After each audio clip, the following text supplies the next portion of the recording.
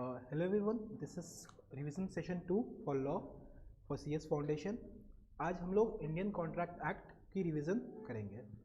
एक बात मैं पहले से बता देना चाहता हूँ बहुत क्लियर तरीके से, इसकी रिवीजन में जो बेसिक कॉन्सेप्ट है हम उस पर बहुत ज़्यादा नहीं जाएंगे, ठीक है। मेरी प्रीवियस क्लास से आपको लगता होगा सर आप बोलते तो हैं पर डिटेल में चले जाते हैं, फ़ायदा ही आप ही लोग का है। खैर स्टार्ट करते हैं इंडियन कॉन्ट्रैक्ट एक्ट से।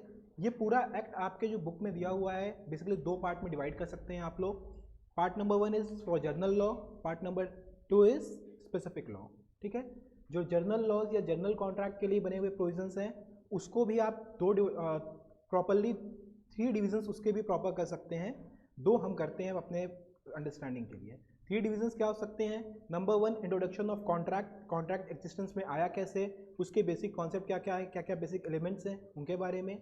Number 2 how the entire law is working, जहाँ पे आपका सेक्शन 15 से स्टार्ट या कह सकते हैं सेक्शन 13 से जहाँ कंसर्न की प्रोविज़न है वहाँ से स्टार्ट होता है।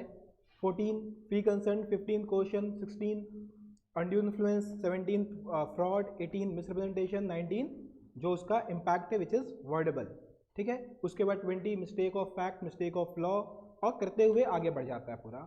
दूसरा पोर्शन ये होता है। और जो तीसरा पोर्शन है वो है discharge of performance of contract and discharge of contract. Basically performance भी डिस्चार्ज का ही पार्ट माना जाता है, where you perform your duty which is performed under contract act. तो ये बेसिकली 3 पार्ट होते हैं। जहाँ परफॉर्मेंस नहीं होती है वहाँ ब्रीच ऑफ कॉन्ट्रैक्ट आ जाता है, तो ये तीसरा वो भी उसी का पार्ट हो गया। हम इस तरीके से पढ़ते हैं और पढ़ाते हैं। इसके बाद एक मिसलेनियस पार्ट इसी सेक्शन में आते हैं, वो होते हैं क्वासी कॉन्ट्रैक्ट के पार्ट, जहाँ पे अनजस्ट इनरिचमेंट की बात होती है, basically finder of the good वाला प्रोविजन, ठीक है। तो ये 4 मेन हेड हम लोग करके जर्नल कॉन्ट्रैक्ट में पढ़ेंगे।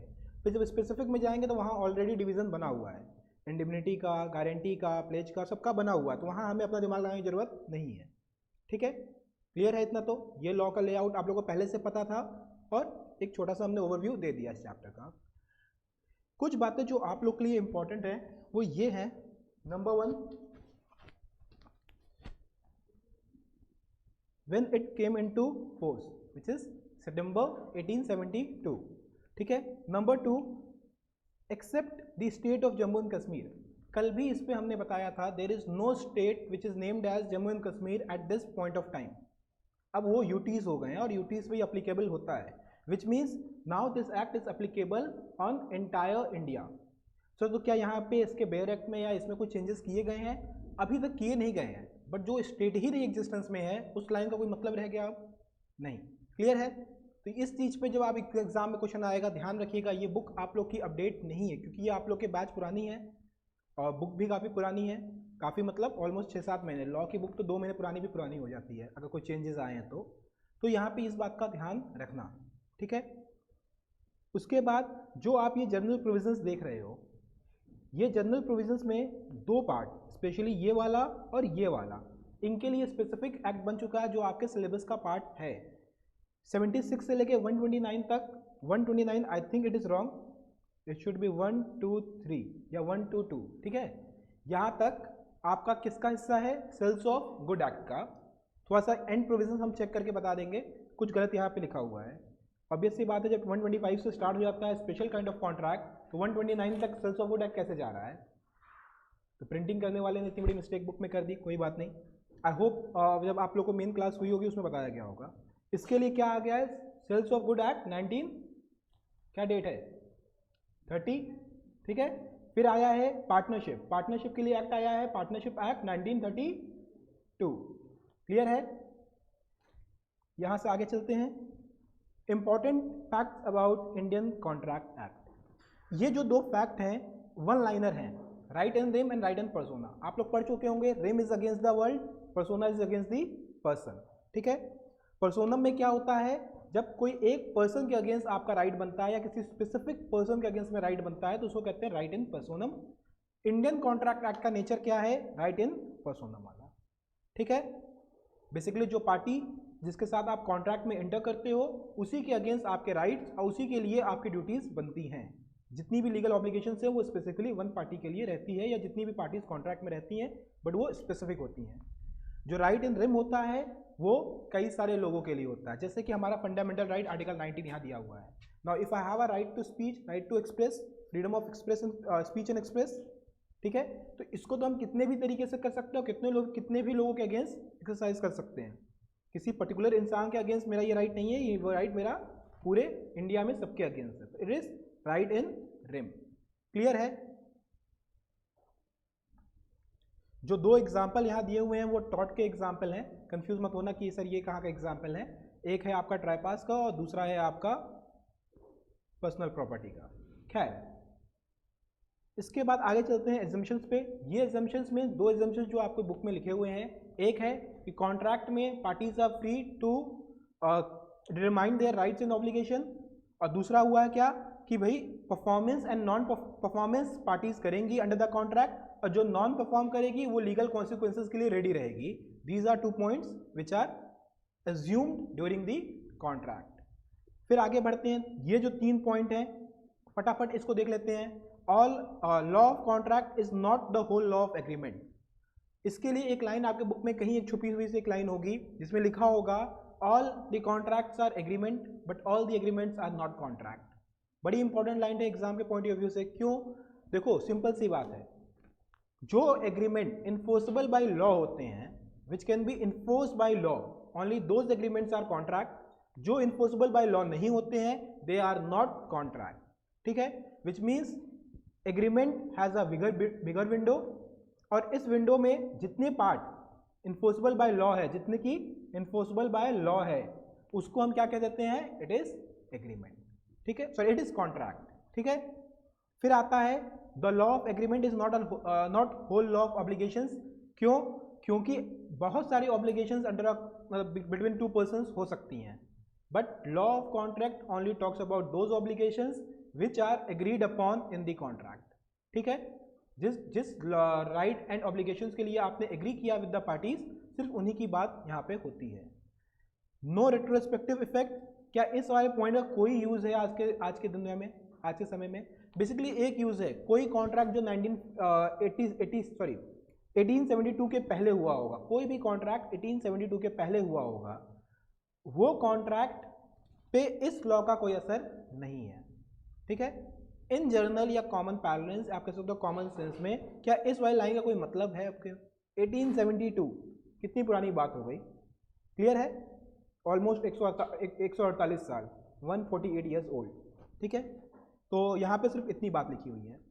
ये डिफिनेशंस इंपॉर्टेंट है, याद करने का बहुत सिंपल तरीका है। जो साल्मन की डिफिनेशन है, क्रिएटिंग एंड डिफाइनिंग ऑब्लिगेशंस, इसमें कहीं भी इस डिफिनेशन में प्रॉमिस या किसी और चीज़ का यूज़ नहीं हुआ है। यहाँ क्रिएटिंग एंड डिफाइनिंग ऑब्लिगेशंस लिखा हुआ है। किसकी डिफिनेशन में? साल्मन। फेडरिक पोलाक के डिफिनेशन में एग्रीमेंट एंड प्रॉमिस यूज हुआ है।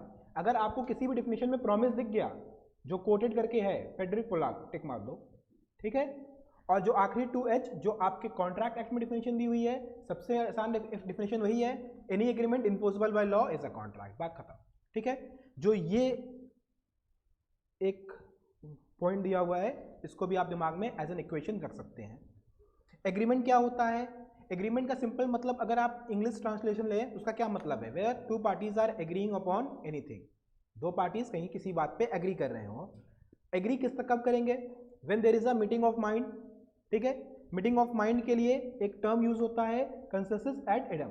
याद रखना ये सब टर्म इंपॉर्टेंट है, ये सब टर्म बहुत इंपॉर्टेंट है, इनसे क्वेश्चंस आते हैं। आप लोग अगर स्कैनर लगाए हो या पीवीएस क्वेश्चन पेपर देखे हो, वहाँ पे ये सब क्वेश्चंस आए हुए हैं। ठीक है, इसके बाद जो डेफिनेशन लॉ में दी हुई है, ये डेफिनेशन आपको बहुत ध्यान से समझनी पड़ेगी, बिकॉज इस डेफिनेशन के बेसिस पे जो ये आपका इक्वेशन आया है, मेरे अकॉर्डिंग ये इक्वेशन गलत है। क्यों, हम बताते हैं। इसमें लिखा हुआ है every promise and every set of promise. पहली बात तो एंड वर्ड यूज हुआ है for connecting the both promise, मतलब there should be both promise, every promise and every set of promise forming part of consideration. मतलब एक promise किया गया, उसके बदले में दूसरा प्रॉमिस आया which is forming part of consideration. Consideration क्या होता है अभी आप लोग देखोगे, आप लोगों को पता भी होगा इनफैक्ट। ठीक है, तो वहां पे एग्रीमेंट आता है। तो यहां पे जब एग्रीमेंट ऑफर प्लस एक्सेप्टेंस से नहीं आ रहा है, प्रॉमिस प्लस प्रॉमिस से आ रहा है। बात समझ में आ रही है? Promise plus every set of promise. पर क्योंकि बुक में आपके ये इक्वेशन दे दिया है तो इस इक्वेशन को भी हम लोग सही मान रहे हैं फिलहाल, क्योंकि कोई करेक्शंस इनके वेबसाइट पे मेंशन नहीं है। ठीक है, इसके बाद आगे चलते हैं। ऑफर क्या होता है? ऑफर की डेफिनेशन सबसे लंबी है। अगर आप जितनी भी डेफिनेशन वहाँ देखोगे, कंसिडरेशन के बाद सबसे लंबी डेफिनेशन किसकी दी हुई है? सेक्शन 2 में। सारी डेफिनेशन कहाँ दी हुई हैं? सेक्शन 2 में, ये याद रखना। ठीक है, ऑफर के बाद कंसिडरेशन के बाद सबसे बड़ी डेफिनेशन किसकी है? ऑफर की है। बहुत सिंपल सी डेफिनेशन है। ऑफर का मतलब अगर आप हिंदी में समझो तो कुछ करने के लिए आपको अपॉर्चुनिटी देना। ठीक है, क्या है यहाँ पे? When one person signifies to another his willingness to do or abstain from doing something, कुछ करने के लिए या कुछ करने से रोकने के लिए, with the view to obtain assent, मतलब उसकी परमिशन ले रहा है। ठीक है, of that other to such act in abstinence he is said to make proposal। Offer का दूसरा नाम प्रपोजल है। क्लियर है? फिर आता है प्रॉमिस। जब भी ऑफर एक्सेप्ट हो जाएगा प्रॉमिस बन जाएगा, which means offer when accepted become promise. इसीलिए ऊपर वाली इक्वेशन मेरे को गलत लग रही थी, क्योंकि यहाँ पे साफ साफ लिखा हुआ है a proposal when accepted become promise, तो logically promise equal to offer plus acceptance होना चाहिए। And it is a strong believe, जहाँ पे इस तरह के मिस्टेक्स या कॉन्ट्रोवर्सीज हैं वहाँ पे क्वेश्चंस नहीं देते हैं वो लोग इस चीज़ से बचेंगे। ठीक है, एक्सेप्टेंस क्या होती है? सिंपल सी बात है, जो बात आपसे पूछी गई थी उसके लिए हाँ या ना बोलना। ठीक है, अगर कोई काम आपसे करने को कहा गया था उसके लिए हाँ बोल दीजिए, कोई काम करने को नहीं बोला गया था उसके लिए मत करने के लिए एग्री कर जाइए। ठीक है, when a person to whom offer is made signifies his assent, thereto assent मतलब समिति, he is agreed, the proposal is said to be accepted.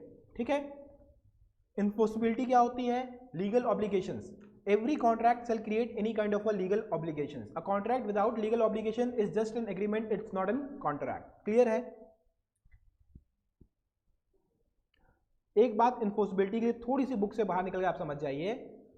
जब भी इन्फोर्सिबिलिटी या लीगल ऑब्लिगेशंस की बात होती है, हु कैन इन्फोर्स और who can create legal obligations, ये बात समझिएगा। Only court can enforce legal obligations. You can create legal obligations. Parties can create legal obligations, but it can be enforced by courts. ये line यहाँ नहीं लिखी हुई है, तो बहुत सारे बच्चों के दिमाग में अभी तक डाउट होगा even after studying the chapter कि सर कोई आदमी अगर मेरे कॉन्ट्रैक्ट में है और काम नहीं कर रहा है तो उससे हम काम जबरदस्ती करवा लें। आप नहीं करा सकते। If is breaching the contract, court का रोल आ जाएगा। क्लियर है?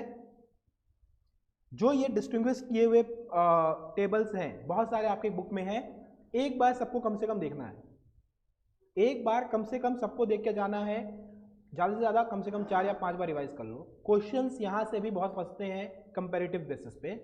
ठीक है, इसको हम यहाँ क्लास में इस समय 1 बाय 1 नहीं करेंगे, बिकॉज अगेन अगर एक एक चीज़ करने लगेंगे class will be very lengthy, और ये सब चीज़ें आप लोगों ने पढ़ रखी हैं। ठीक है, देख लोगे पक्का। इसके बाद क्या कहा जाता है? सेक्शन 10 आता है which states that which contract is या who are the parties competent to contract, या आप इस तरह कह सकते हो what is the essential element of valid contract. 11 competent parties के बारे में बात करता है। क्या क्या है? सेक्शन 10 में कहा गया है all agreements are contract if they are made by the free consent of the party. सबसे पहली एलिमेंट क्या रिक्वायर्ड है? There should be free consent. ठीक है, competent parties competent to contract, section 11 में कंपिटेंट टू कॉन्ट्रैक्ट का define किया हुआ है। हम अभी यहाँ बता देते हैं, याद आपको कैसे होगा, कैपेसिटी कैसे याद कर सकते हो। 3 क्राइटेरिया कैपेसिटी याद करने की है। पहला, मेजॉरिटी ऑफ एज में होना चाहिए। ठीक है, he should be major. Can a minor enter into a contract? Can a contract can be created for a minor? Yes, minor contract हो सकते हैं for the benefit of minor, but minor can not enter into a contract by himself. जो minor contract होते हैं वो guardian करते हैं। याद नहीं है माइनर पार्टनर बनता था, वो भी तो कॉन्ट्रैक्ट है। क्लियर है कि नहीं? कौन सा केस हमें याद नहीं आ क्या बुक में केस कोई दिया है कि नहीं दिया हुआ है। इसमें एक बड़ा इंपॉर्टेंट केस है धर्मोदास का, याद रखना है। मोहरी बीवी वर्सेस धर्मोदास घोष, शायद यही कुछ नाम है, करेक्ट कर लेना अगर सही होगा तो। मोहरी बीवी तो कंफर्म है। ठीक है, अगर दिया है तो नहीं दिया है, नाम याद करने की जरूरत नहीं है केस की। ठीक है, आगे चलते हैं। अब यहाँ पे एक लिस्ट बना दी है, देयर शुड बी 2 पार्टीज। क्या आप खुद से एग्रीमेंट कर सकते हैं? क्या सुबह से रोज उठेंगे और रोज पढ़ाई करेंगे? You can do this kind of a agreement, but it is it is not an essential for a valid contract. There should be at least 2 parties for a valid contract. Agreement तो आप कर सकते हो, एग्रीमेंट तो बहुत सारी चीज़ों का होता है कि सर अगर हम रोज उठ के पढ़ेंगे तो हम अपने आप को ये चीज़ गिफ्ट कर लेंगे. This is an agreement by yourself. But again that agreement can not be enforceable in form of contract. There should be 2 parties to create agreement as an contract. ठीक है, इन्फोर्सिबिलिटी तो रहेगी. Plus एक बात जो मेरे को सुन रहे हैं, देख रहे हैं इस समय, एक चीज़ ध्यान देना. जब हम कहते हैं आप खुद से एग्रीमेंट कर लेते हैं, इसका ये मतलब नहीं है कि वो एग्रीमेंट वैलिड हो जाता है. बात समझना, एग्रीमेंट में भी there should be meeting of mind. Meeting of mind 2 लोगों में ही होती है. अनलेस अनटिल आप ही में अपरिचित भी है और आप ही में वो सीधा वाला क्या नाम था उसका, खैर जो भी नाम हो, क्या था, हाँ अम्बी भी है, तब तो बात अलग है. अदरवाइज नहीं हो सकती, पॉसिबल ही नहीं है. क्लियर है. There should be at least 2 parties. फिर क्या आता है, देयर शुड बी एग्रीमेंट. ये बात कहाँ लिखी हुई है, सेक्शन 2H में लिखी हुई है. All agreements which are enforceable by law is a contract, which means agreement is an essential element of contract. Contract को पैदा होने के लिए उसका बेस क्या होगा, there will be an agreement. अगर एग्रीमेंट ही नहीं है तो क्या कॉन्ट्रैक्ट हो सकता है, नो. वाई, सेक्शन 2H कहता है ऐसी बात. फिर चलते हैं कंसर्न. कंसर्न होनी चाहिए, there should be meeting of mind and that concern shall be free concern. ठीक है, कंसर्न को समझाया है आर्टिकल 13 में, सॉरी आर्टिकल कह रहे हैं, सुबह सुबह कॉन्स्टिट्यूशन पढ़ा रहा है इसलिए कंफ्यूज हो रहे हैं. सेक्शन 13 में कहा गया है और उसके बाद सेक्शन 14 में फ्री कंसर्न की बात कही गई है. सर क्या ये प्रोविजंस याद करना जरूरी है, सेक्शन याद करना जरूरी है? उतना नहीं है. एग्जाम में आ सकता है 1-2 क्वेश्चन, तो किसी 1-2 चैप्टर से ही 1-2 क्वेश्चन सेक्शन पे आएंगे, उतना जरूरी नहीं है. मगर ईजी बहुत है, ये लिस्ट बना लो, याद हो जाएगा. 10 है एसेंशियल, 11 है कॉम्पिटेंट, ठीक है, 12 है साउंड माइंड के बारे में समझाते हुए. फिर आता है क्या, 13 विच इज कंसर्न. ठीक है, 14 प्री कंसर्न. 15 से लेके 18 तक की जर्नी अभी हम लोग किए हैं. ये लिस्ट में याद हो सकता है, इसलिए हम बोले कोशिश करो शायद याद हो जाए. उतना नेसेसरी या कंपलसरी नहीं है आपके एग्जाम के लिए. क्लियर है. इसके बाद क्या है, intention to create legal relation. There should be intention to create legal relation. एक हस्बैंड कहता है वाइफ से कि शाम को आएंगे पिक्चर चलेंगे, क्या वो कॉन्ट्रैक्ट हो सकता है, क्या वो एग्रीमेंट हो सकती है? नहीं. क्यों नहीं हो सकती है? Because there was no intention to create legal relation. It can not be a contract. Agreement हो सकता है, कॉन्ट्रैक्ट नहीं हो सकता है. क्लियर है. ऐसा नहीं है कि शाम को अगर वो लेट आया तो फिर वाइफ चली गई केस करने, कंपनसेशन दो पिक्चर का में. क्लियर है, नहीं कर सकते. फिर है कॉन्ट्रैक्चुअल कैपेसिटी, जो हम अभी बात कर रहे थे. Number 1 the party should be major. Number 2 sound mind. Number 3 किसी और लॉ में उसको डिबार ना किया गया हो या उसको ना कहा गया हो कि कॉन्ट्रैक्ट नहीं कर सकता है. जैसे कि कोई इंसॉल्वेंट हो गया है तो इंसॉल्वेंसी एक्ट कहता है कि he can not enter into a contract. कोई डायरेक्टर जो कि किसी गलत काम में पाया गया, ठीक है, चाहे वो फ्रॉड था, मिसरिप्रेजेंटेशन था, उसको कह देते हैं कि he can not enter into a contract with a company. तो किसी भी अदर लॉ में कह दिया गया कि अब individual can not be a competent party, तो उसको भी हम लोग मान लेंगे valid ground to make that person incompetent. वहाँ किसी और लॉ में भी वो डिबार नहीं होना चाहिए. प्लस 2 ग्राउंड जो यहाँ पे हैं, साउंड माइंड और मेजर. मेजर क्या क्या होता है, what is the definition of major? 18 years. कहाँ लिखी है ये बात? आपके बुक में तो नहीं लिखी है. इंडियन मेजॉरिटी एक्ट बना हुआ है, वहाँ लिखी हुई है. क्लियर है, याद है सब कुछ? साउंड माइंड के लिए क्या बात है, सेक्शन 12 क्राइटेरिया समझाता है साउंड माइंड का. अभी सिर्फ इतना आप समझ लो, एक पर्सन जो अभी अनसाउंड माइंड का है, वो जिस समय अनसाउंड माइंड का होगा सिर्फ उस समय कॉन्ट्रैक्ट नहीं कर पाएगा. अगर बीच के किसी इंटरवल में वो साउंड माइंड का होता है, he can enter into a contract. Let's say some lunatic person या some person who is intoxicated, जो पीने वीने की आदत रखा है, जितने समय वो नशे में है, कोई भी कॉन्ट्रैक्ट उसका कॉम्पिटेंट नहीं माना जाएगा. जब उसका नशा उतर जाएगा, होश में रहेगा पूरी तरीके से, he will be competent. Clear है, पक्का? कंसिडरेशन क्या होती है, something which is given for the in return. ठीक है, इसके लिए ये वर्ड याद रखना है, क्वाड क्यो, सॉरी क्वाड प्रो क्यो. ठीक है, क्वाड प्रो क्यो इंपॉर्टेंट है, याद रखिएगा. It means something in return. ठीक है. अच्छा, किस तरह का कॉन्ट्रैक्ट हो कंसिडरेशन हो सकता है? क्या कंसिडरेशन सिर्फ कैश होना चाहिए? क्या कंसिडरेशन सिर्फ कैश में होना चाहिए? नहीं. It can be in kind also. It can be any activity जिसमें आप कह रहे हो भैया सामने वाले से ये काम मत करना, even that is a good consideration. Any kind of a promise which is forming part of a consideration is a good consideration. ठीक है, क्लियर है? और consideration can B past, present and future. कोई काम आप पहले कर चुके हो, even that could be a good consideration. कोई काम अभी आप कर रहे हो, वो भी अच्छी कंसिडरेशन है। कोई काम आप करने का प्रॉमिस किए हुए हो कि हम करेंगे आपके लिए काम, even that can be a consideration. हम डिटेल्स में नहीं जा रहे हैं, आई होप डिटेल्स आप लोग को पता होगी इसकी। कोई ऐसा है क्लास में जिसको डिटेल्स नहीं पता है इसकी आपके अलावा? आपके चक्कर में फिर ये लोग 2-3-2.5 घंटा बैठ जाएंगे और बाहर निकलने के बाद वो सिर्फ यहाँ से फटाक से भागेंगे घर। कोई और है? पता है सबको? पक्का?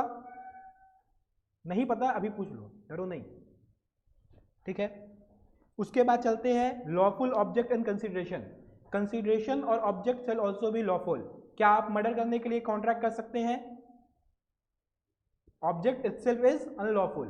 वो तो सही डर गई कि हम मर्डर का कॉन्ट्रैक्ट दे रहे हैं। खैर, ऑब्जेक्ट शैल बी लॉफुल। अगर वो अनलॉफुल है, no contract can be happen.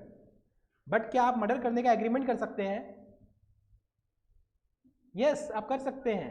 It cannot be legally enforceable. The object is unlawful. That's why it's not a contract. But agreement can happen. अब आपने किसी को पैसा दिया, सामने वाले ने मर्डर नहीं किया, तो क्या उसके ऊपर आप जाके केस कर सकते हैं? नहीं। क्लियर है? क्योंकि वो कॉन्ट्रैक्ट नहीं था। There was no legal obligations. Clear है ये पॉइंट यहां तक? एग्रीमेंट नॉट डिक्लेयर वाइड, इसका मतलब क्या होता है? किसी भी एग्रीमेंट को अगर किसी लॉ में या फिर कॉन्ट्रैक्ट एक्ट में itself it has been said that particular agreement is void, तो उसको हम लोग कॉन्ट्रैक्ट नहीं मान सकते हैं। जैसे कि किसी की शादी रोकने का कॉन्ट्रैक्ट होगा, किसी को ट्रेड एक्टिविटी करने से रोकने का कॉन्ट्रैक्ट होगा, किसी को लीगल प्रोसीडिंग करने से रोकने का कॉन्ट्रैक्ट होगा, या फिर कोई वेगरिंग एग्रीमेंट होगा। कहाँ लिखी है ये सब बात? 26 से 30 तक प्रोविजंस में लिखी हुई हैं। वो सब भी क्या हो जाएंगे? वो सब भी एग्रीमेंट वॉइड हो जाएंगे। They can not be a contract on those grounds. Clear है? कोई doubt?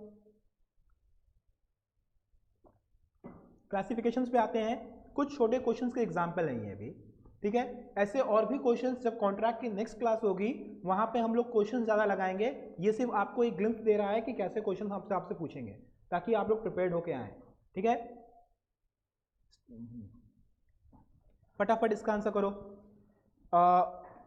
which part of the contract act are applicable to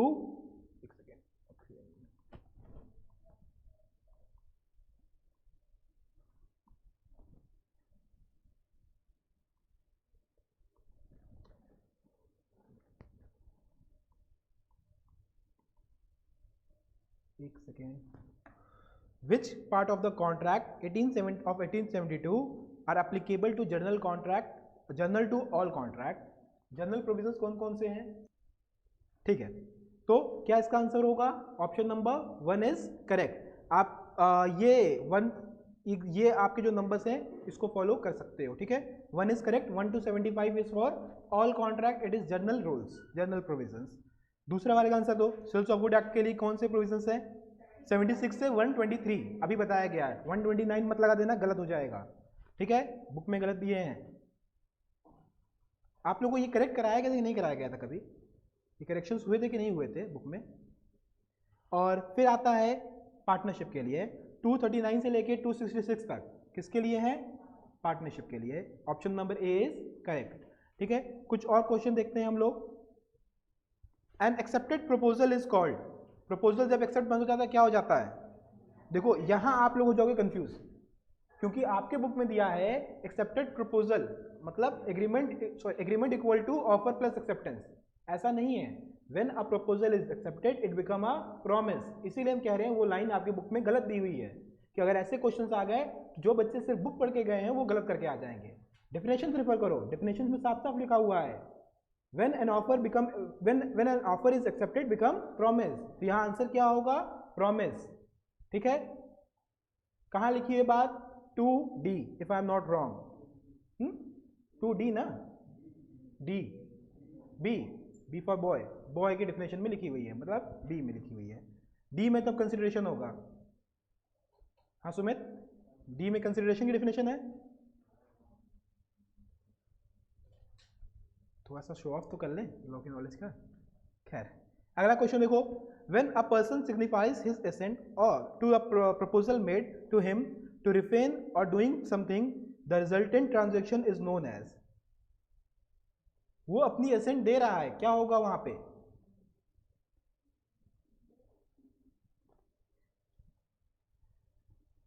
थोड़ा सा क्वेश्चन को घुमाया गया, सेम क्वेश्चन जो ऊपर पूछा गया है, देयर वाज एन ऑफर, उस ऑफर के लिए वो अपनी एसेंट दे रहा है, वो हाँ कह रहा है कि ऑफर हम मान लेते हैं, क्या बन जाएगा? एक थोड़ा सा क्वेश्चन को घुमा दिया गया और सबका चेहरा बत्ती गुल। An offer, N acceptance of an offer must B by the, who can give the acceptance? Who can give the acceptance? Offeree, ठीक है, इज करेक्ट। क्या ऑफरी के बिहाफ पे कोई एक्सेप्टेंस दे सकता है? प्रीविटी ऑफ कॉन्ट्रैक्ट का रूल याद है, the person who is the party of the contract, तो पार्टी को डिफाइन करना पड़ेगा, ठीक है। स्ट्रेंजर्स के लिए आप एग्रीमेंट नहीं कर सकते हो, minor contract is an exception, वहां पे गार्जियन आपके बिहाफ पे करता है, मैं करता वो आपके लिए ही है, क्लियर है। यहाँ पे ऑफरी सही है, यहाँ तो ऑप्शंस देख के भी कोई भी ऑफरी पे ही लगाएगा, ठीक है। किसी को कोई डाउट किसी क्वेश्चन में अभी तक? ये वाली क्वेश्चन लेने का सिर्फ स्पेसिफिक पर्पस था, डेफिनेशन से कैसे क्वेश्चन आ सकते हैं वो दिखाने के लिए। बता दो किस डेफिनेशन में एग्रीमेंट और प्रॉमिस की बात हुई थी? प्रॉमिस किसके बारे में बात हुई थी? ओलाफ, द फेडरिक ओलाफ, ठीक है, सही रहेगा, याद रहेगा। प्रॉमिस, ओलाफ और सेटलमेंट की डेफिनेशन में क्या बात हुई थी? ऑब्लिगेशंस, ठीक है, भूलना नहीं। और उसके अलावा किसी और की डेफिनेशन आप लोग को पढ़ाई नहीं गई है तो देगा भी नहीं, ठीक है। वो जो वहां पे आपके बुक में सेलमन लिखा है उसको डी लगा के सेलमेंट कर लीजिएगा, पूरा नाम उनका सेलमेंट था, ठीक है। The following rule as to consideration is true, अभी रूल्स टू कंसिडरेशन हम लोग पढ़ने वाले हैं, बट क्या इनका आंसर आप लोग कर सकते हैं? हम लोग अभी रिवाइज करेंगे उस क्वेश्चन को। कंसिडरेशन के लिए कौन सी बात ट्रू है?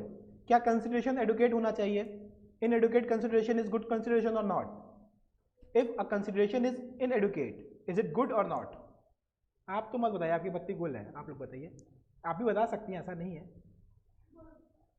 It's good, even inadequate consideration is good consideration, ठीक है। फिर आते हैं, मतलब ये फॉल्स है। It must B move at the desire of promisor, क्या प्रोमिसर के डिजायर पे ही मूव हुआ कंसिडरेशन? कंसिडरेशन कहलाएगा। क्या अपने मन से हम कुछ कर देंगे तो क्या वो कंसिडरेशन नहीं होगा? विच मीन भाई अपने मन से अगर हम कुछ कर रहे हैं, whether it will be a good consideration or not? No, consideration shall be move on the desire of promisor, clear है। Which means B is true. उसके अलावा it must be present of future only, गलत है, present भी हो सकता है, और प्रोमिसी के डिजायर पे नहीं होता है, प्रोमिसर के डिजायर पे होता है, क्लियर है, कोई डाउट? फिर आता है आखिरी वाला, नहीं आखिरी नहीं, और क्वेश्चन है। In Indian law consideration must be done at the desire of promisor if it is done at the instance of third party without, हाँ ये क्वेश्चन का आंसर करो, जो सही करेगा उसको हम अभी कुछ देंगे नहीं, पहले चेक तो कर लें आप लोग कितना आता है, प्रॉमिस करने फिर नुकसान हो जाए मेरे ही।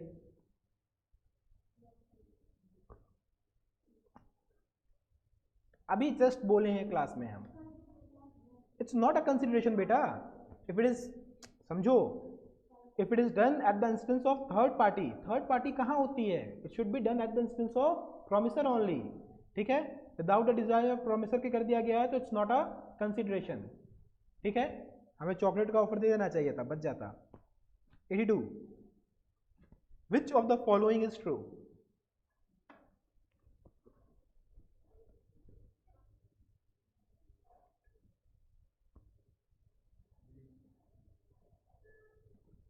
Consideration can be moved from the stranger. Consideration is immaterial for the contract. Consideration should move only from the promisee. Okay. Privity of contract or privity of consideration आप लोग पढ़े हैं? Can a third party can be a part of contract? Privity of contract और privity of consideration पढ़े हैं कि नहीं पढ़े हैं, पहले ये बता दो, तब तो इस क्वेश्चन को समझाएं हम। ये तो तुमने बता दिया, उसका एक्सेप्शन रूल क्या है एक्चुअल में। चलो इस क्वेश्चन पे हम लोग उस टॉपिक को करके आते हैं, तब आपको इसमें समझ में आएगा वाई ए इज करेक्ट, ठीक है। उसके पहले हम लोग को क्लासिफिकेशन ऑफ कॉन्ट्रैक्ट पढ़ना है, एक बार फटाफट उसको देखेंगे, ज्यादा समय उस पर हम लोग नहीं देंगे, ठीक है। This is the only reason why I did not directly jump on MCQs. कल मेरे को पूरी क्लास इसलिए बस पढ़ानी पड़ी because I was not sure कि आप लोग क्या पढ़े हैं क्या नहीं पढ़े हैं। लेट्स से कि if I was the original teacher जो आप लोगों को पढ़ाया था, मेरे को आइडिया रहता कि आप लोग क्या पढ़ें क्या नहीं पढ़े। अभी तो मेरे को ये भी नहीं पता है कि आप प्रीविटी ऑफ कंसिडरेशन और कॉन्ट्रैक्ट किस एक्सटेंट तक पढ़े हैं, तो उसमें हम कैसे एकदम आंख बंद करके आगे बढ़ जाए, क्वेश्चन आंसर करा दें। ठीक है, तो इसीलिए पढ़ाना पड़ता है। और पढ़ाने में ये होता है कि 16 में से सिर्फ 7 लोग क्लास में आते हैं दोबारा, 7 क्या 6 लोग, हाँ 7 लोग हैं। खैर कोई बात नहीं, चलते हैं हम लोग क्लासिफिकेशंस पे। On the basis of enforceability, ठीक है, कुछ अलग अलग ग्राउंड्स बनाए गए थे, कुछ अलग अलग ग्राउंड्स बनाए गए थे। ये चीज़ याद रखना, नेक्स्ट क्लास जब भी कॉन्ट्रैक्ट की होगी, ठीक है, एक क्लास में तो ये चैप्टर नहीं खत्म हो रहा है, बहुत बड़ा चैप्टर है, और ना ही आप लोग 3 साढ़े 3 घंटा बैठने की कैपेसिटी रखे हो, ना ही जो ये वीडियो यूट्यूब पे देख रहे हैं वो 3.5 घंटा इस वीडियो को देखेंगे, वो पिक्चर देख लेंगे, उसको नहीं देखेंगे। तो इसीलिए इसको हम लोग ब्रेक करके 2 या 3 पार्ट्स में कंप्लीट करेंगे। ठीक है, तो अगली क्लास में जब आप लोग आइएगा तो MCQ के क्वेश्चंस लगाने के पॉइंट ऑफ व्यू से ही आइएगा। आज हम कंटेंट ज़्यादा कंप्लीट करा दे रहे हैं, MCQs कल की क्लास में फिर कराएंगे। ठीक है, पक्का करके आओगे कि जो आए हो वो भी गायब हो जाओगे? बस सर हो गया आपका। चलो, 3 तरह के क्लासिफिकेशन किए गए हैं for the contract. Number 1 is enforceability, number 2 is formation and number 3 is performance. On the basis of enforceability एक क्लासिफिकेशन की गई है, on the basis of formation एक क्लासिफिकेशन की गई है, and on the basis of performance एक classification की गई है। कुछ को तो हम यहीं खत्म कर देंगे, कुछ के लिए तो नीचे पैराग्राफ पे जाएंगे भी नहीं, आपको भी नहीं जाना है अनलेस एंड अनटिल आप उसका सीरियस रिवीजन करना चाहते हैं। ठीक है, मतलब समय बर्बाद करना चाहते हैं। ठीक है, सीरियस रिवीजन तो आप कर ही रहे हो। एग्जीक्यूटेड और एग्जीक्यूटरी को पहले यहीं खत्म कर देते हैं। जो कॉन्ट्रैक्ट में parties have perform their obligations, ठीक है, वो क्या हो जाता है? एग्जीक्यूटेड। ठीक है, जहां पे parties are yet to perform their performance या yet to perform their obligations, वो क्या हो जाता है? एग्जीक्यूटरी। लिखना है कहीं नोट कर लो, नहीं लिखना है चौके बुक में दिया हुआ है आप लोगों के। जब पार्टी ने परफॉर्म कर लिया है एग्जीक्यूटेड, करना है एग्जीक्यूटरी। ठीक है, फिर आता है यूनिलेटरल और बायलेटरल। यूनिलेटरल क्या होता है? जब किसी एक पार्टी ने परफॉर्मेंस की है दूसरे ने नहीं की है, तो यूनिलेटरल परफॉर्मेंस है। बायलेटरल मतलब दोनों ने नहीं की है। क्लियर है? क्या इन चारों के लिए फिर से कहीं और से पढ़ने की जरूरत है? बिल्कुल नहीं, समय बर्बाद नहीं करने का। फिर आते हैं इन्फोर्सिबिलिटी पे। इन्फोर्सिबिलिटी में क्या होता है? खैर ये जो डिवीजन किया है ना गलत है, खैर छोड़ो, आपकी बुक है, छोटा भाई समझ के माफी तो करना है। पहला है वैलिड कॉन्ट्रैक्ट। वैलिड कॉन्ट्रैक्ट क्या होता है? Which is enforceable by law. बात खत्म। उसके बाद की बात समझेगा कैसे इन्फोर्सिबल कराना है, वो सेक्शन 10 समझेगा, 11 समझेगा, उसके बाद से नहीं समझेंगे। आपका कंसर्न कहां तक है? It is enforceable by law which means it is valid contract. ठीक है, any contract which is not enforceable by law is a void agreement. ठीक है, उसके बाद 2 बार कॉन्ट्रैक्ट लिखा है, छोटा भाई है माफ कर देना, कोई बुरा नहीं मानेगा। वाइड कॉन्ट्रैक्ट, अब ये क्या होता है? जब कॉन्ट्रैक्ट हुआ होगा तो it may be valid by law, it may be enforceable by law, but during the time of performance it ceases to be enforceable.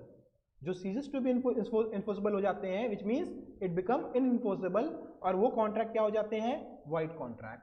ठीक है, क्लियर है? एग्रीमेंट और कॉन्ट्रैक्ट में अंतर क्लियर है?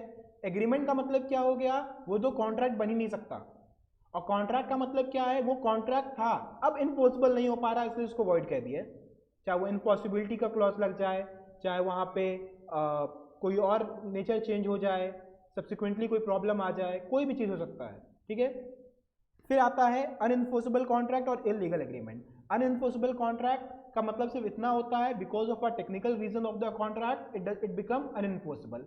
जहाँ पे टेक्निकल वर्ड यूज हो जाएगा because of a technical reason और टेक्निकल इशू, वो अनइन्फोर्सेबल की कैटेगरी में आ जाता है।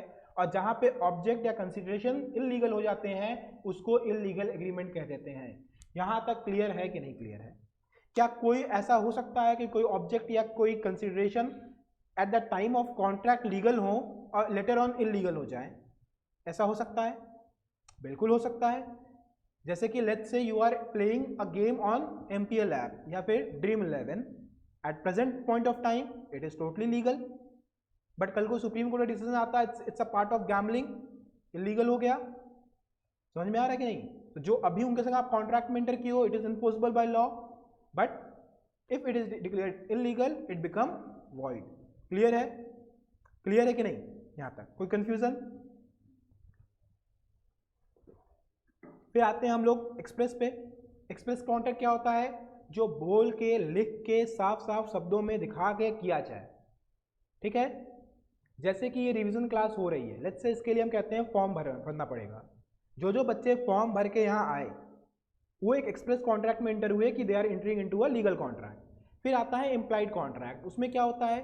By action you are showing that you are entering into a contract. जैसे कि कई बार आप स्टेशन पे खड़े होते हो, कूली आता है, आपका बैग उठा लेता है, आप भी उसको कुछ नहीं बोलते हो, फिर वो बाहर निकल जाता है, आप बाहर जाते हो, आपसे पैसे मांगता है। This is implied contract between you and that coolie. फिर आता है कॉसी कॉन्ट्रैक्ट। कॉसी कॉन्ट्रैक्ट क्या होता है? अच्छा, ये जो टेसिट कॉन्ट्रैक्ट है it is nothing but implied contract. पहली बात तो हम ये बता देते हैं, पता नहीं क्यों आपके बुक में इतना दिमाग लगाया है, घुमाया है, इतनी मिसप्रिंटिंग किया है। हालांकि मिसप्रिंट नहीं है, ये जबरदस्ती दो बार लिख दिया इम्प्लाइड को। Quasi contract and implied contract are not same, पहली बात जान लो। कॉसी कॉन्ट्रैक्ट इज सच जिसमें आप parties are not intentionally entering into a contract, it is because of the operation of law कि लीगल ऑब्लिगेशंस क्रिएट हो जा रही हैं। जैसे कि फाइंडर ऑफ गुड, जहां पे प्रिंसिपल लगता है, प्रिंसिपल ऑफ अनजस्ट इनरिचमेंट का। कोई आपके फायदे पे अपना फायदा नहीं कर, आपके खर्चे पे अपना फायदा नहीं कर सकता, या आप किसी और के खर्चे पे अपना फायदा नहीं कर सकते हैं। अगर ऐसा कर रहे हो वहां पे कॉस्टली कॉन्ट्रैक्ट क्रिएट हो जाएगा, वहां पे फायदा को डिस्ट्रीब्यूट करना पड़ेगा, बांटना पड़ेगा। फाइंडर ऑफ द गुड याद होगा, आप लोग के चेहरे देख के लग रहा है कि फाइंडर ऑफ द गुड आपने पहली बार नाम ही सुन रहे हो इस प्रोविजन का। ये प्रोविजन तो है कॉन्ट्रैक्ट में ना, ठीक है। एक एक करके एक बार सबको फिर से फटाफट देख लेते हैं। वैलिड कॉन्ट्रैक्ट क्या है? विच is enforceable by law. Wide contract क्या है? विच is not enforceable by law, ठीक है।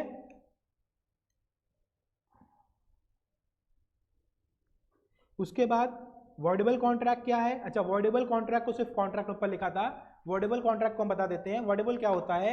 Any contract which can be declared as a void on the option of one party. जब कोई एक पार्टी उस पावर रखती है उस कॉन्ट्रैक्ट को वॉइड डिक्लेयर करने का, उसको कहते हैं वॉइडेबल। जब तक वो अपने पावर को एक्सरसाइज नहीं कर लेती है तब तक वो पावर क्या होती है? वॉइडेबल। जैसे ही एक्सरसाइज कर लेगी वो क्या बन जाएगा? वॉइड। क्लियर है? कोई कंफ्यूजन? अनइन्फोर्सेबल के लिए हमने बता दिया है, because of a technical reason it is defeated, ठीक है। इलीगल के लिए बता दिया है, ऑब्जेक्ट या कंसिडरेशन जब अनलॉफुल हो जाता है, और वॉइड के लिए बता दिया गया है when it is not enforceable by law. Interesting point क्या है कि इन दोनों पॉइंट्स में भी नॉट इन्फोर्सेबल बाय लॉ है, दैट्स व्हाई अनइन्फोर्सेबल कॉन्ट्रैक्ट और इलीगल कॉन्ट्रैक्ट दोनों ही वॉइड होते हैं। क्लियर है?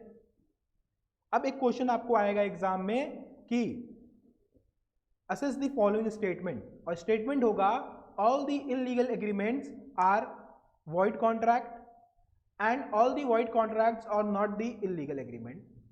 True, false, partly true, partly false. क्या होगा? It is true because illegal agreement is a very small part of void agreement. जब object void हो, जब ऑब्जेक्ट या कंसिडरेशन इलीगल हो जा रही है, अनलॉफुल हो जा रही है, तो इलीगल हो रहा है। बट वॉइड तो कई सारे रीजन से हो सकता है, ठीक है।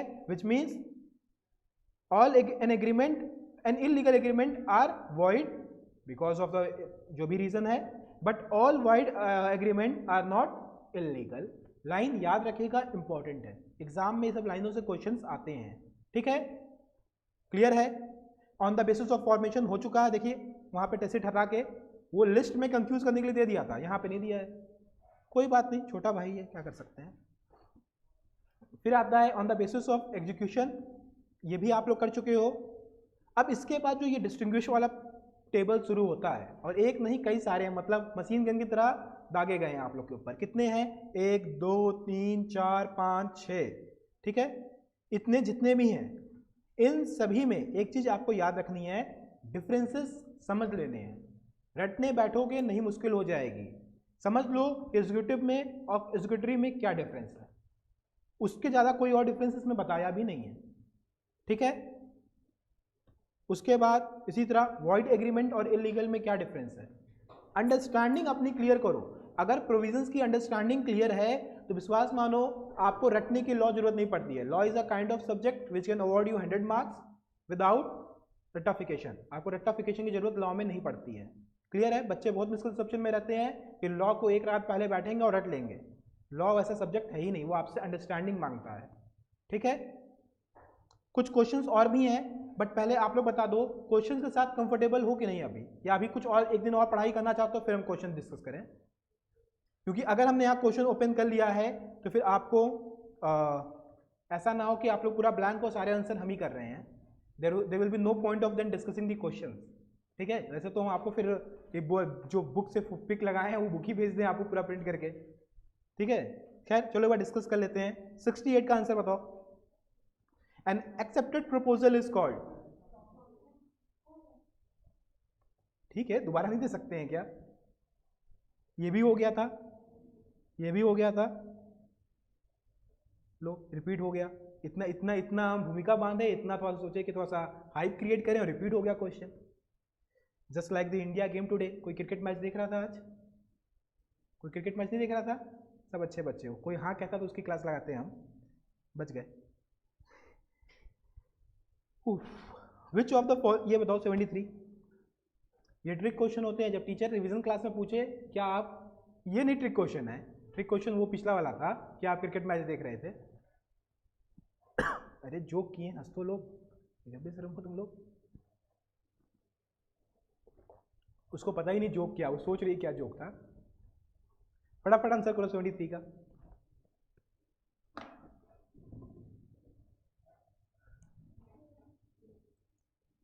हाँ,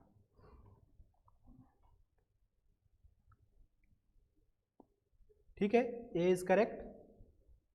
ठीक है, उसके बाद सेक्शंस आपसे पूछेगा नहीं, इसलिए सेक्शंस का हम कराएंगे नहीं। Price of the promise is called consideration. पर देखो यहाँ पे एक बड़ा इंटरेस्टिंग सा पॉइंट है, कॉड प्रो क्रो भी दे दिया है और कंसिडरेशन भी दे दिया, क्या टिक करोगे?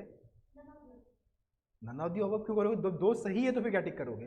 कंसिडरेशन टिक करोगे, बिकॉज कॉड प्रो क्यो का मतलब होता है समथिंग इन रिटर्न। ठीक है, प्राइस ऑफ द प्रॉमिस को आप इंटरप्रेट कर लेते हो अगर समथिंग इन रिटर्न तो बात अलग है, मेरे हिसाब से कंसिडरेशन होना चाहिए। क्लियर है? फिर आता है consideration can be explain as. अभी हम लोग कंसिडरेशन पढ़ लेते तो इस पे आते, वरना आप लोग की बत्ती गुल ही रहेगी। तुम लोग इसका आंसर करो। Social agreement are enforceable in the court. False, they are not enforceable in the court. कौन कौन से एग्रीमेंट इन्फोर्सेबल नहीं होते हैं? सोशल एग्रीमेंट इन्फोर्सेबल नहीं होते हैं, फैमिली अरेंजमेंट्स इन्फोर्सेबल नहीं होती है। क्लियर है, याद रहेगा। चैरिटी वर्क इन्फोर्सेबल नहीं होता है।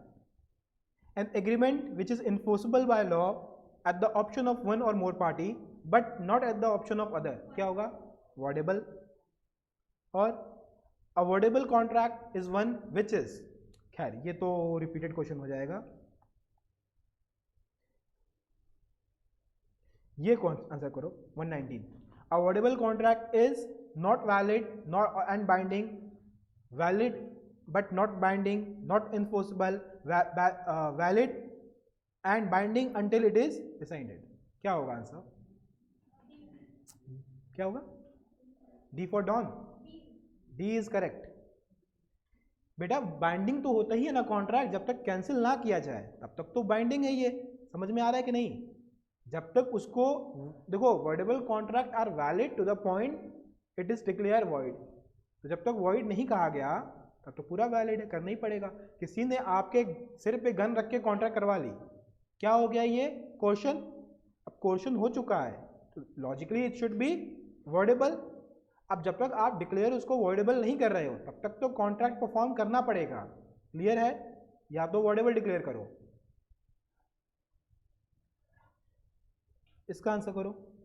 Correct sequence in the formation of contract क्या है? ऑफर, एक्सेप्टेंस, एग्रीमेंट, कंसिडरेशन, क्या ये करेक्ट सीक्वेंस है? सबसे पहले क्या एग्जिस्टेंस में आएगा? ऑफर। सबसे पहले ऑफर आएगा एग्जिस्टेंस में, which means B is eliminated. ठीक है, उसके बाद क्या आएगा? Offer when accepted become a promise, acceptance आएगा, अ प्रॉमिस, उसके बाद a promise for another promise considering part of consideration is the agreement. अब क्योंकि यहाँ कहीं प्रॉमिस दिया नहीं है तो अगला हम एग्रीमेंट लाते हैं और उसके बाद कंसिडरेशन। क्लियर है? क्लियर है कि नहीं? क्योंकि यहाँ पे ऐसी कोई अरेंजमेंट है नहीं जहाँ पे एग्रीमेंट के पहले कंसिडरेशन हो। अच्छा सॉरी, डी है तो कंसिडरेशन पहले यहाँ दिया हुआ है, तो पहले कंसिडरेशन आएगा फिर एग्रीमेंट आएगा। Without consideration any agreement is void, no agreement is valid. कहाँ लिखी ये बात, कहाँ लिखी ये बात? Without consideration all agreements are void ना। सेक्शन 2 में सिर्फ डेफिनेशन लिखी हुई है, वहां बताया है कंसिडरेशन होता क्या है ना। तुम लोगों के चक्कर में हम भूल जाएंगे। सबकी बत्ती गुल है यार, कैसे चलेगा ये प्रोविजन पूछ सकता है आपसे 24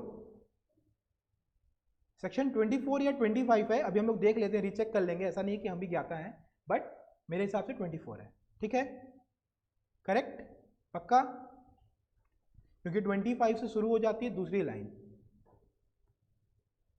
25 भी हो सकता है, चेक कर लेंगे। खैर, एक्सेप्टेंस के लिए रूल क्या है? एक्सेप्टेंस कैसा होना चाहिए? Acceptance should be absolute, it should be unconditional, it should be according to the mode prescribed, all of the above, all of the above easy है।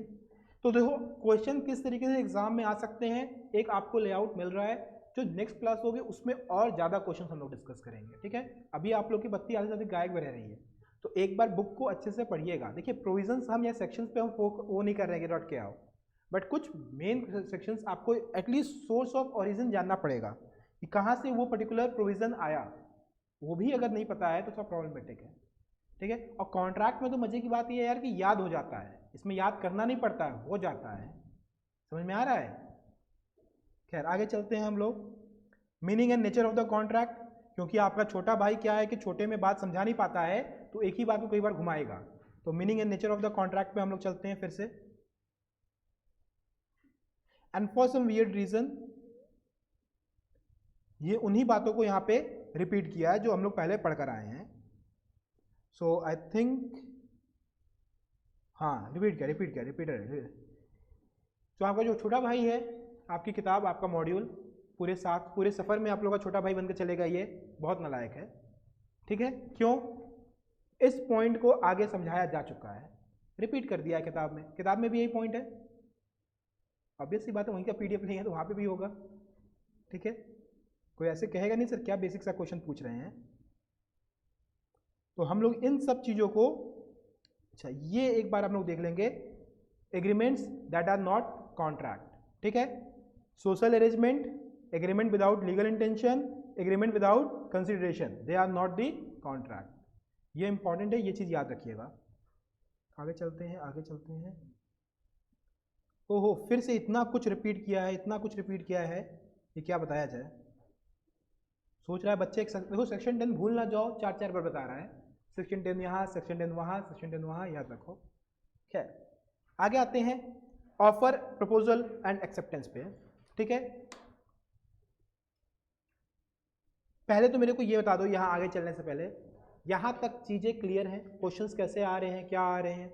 सेक्शंस नंबर को लेके परेशान नहीं होंगे, ऐसा नहीं है कि हम आए आपको यहाँ पे मिसगाइड या आपको डराने। ठीक है, नहीं याद है कोई बात नहीं बैठेंगे रखने हैं आप, याद था तो ओके, नहीं याद है इट्स परफेक्टली फाइन। मेरे को भी याद नहीं रहता, मेरे को भी रेफर करना पड़ता है। ठीक है, अच्छे लॉयर्स को भी याद नहीं रहता, प्रोविज़न याद रहता है, सेक्शन नंबर रेफर करना पड़ता है बैरेक्ट में, तो आप लोग डरेंगे नहीं इसके लिए। ठीक है, क्लियर है?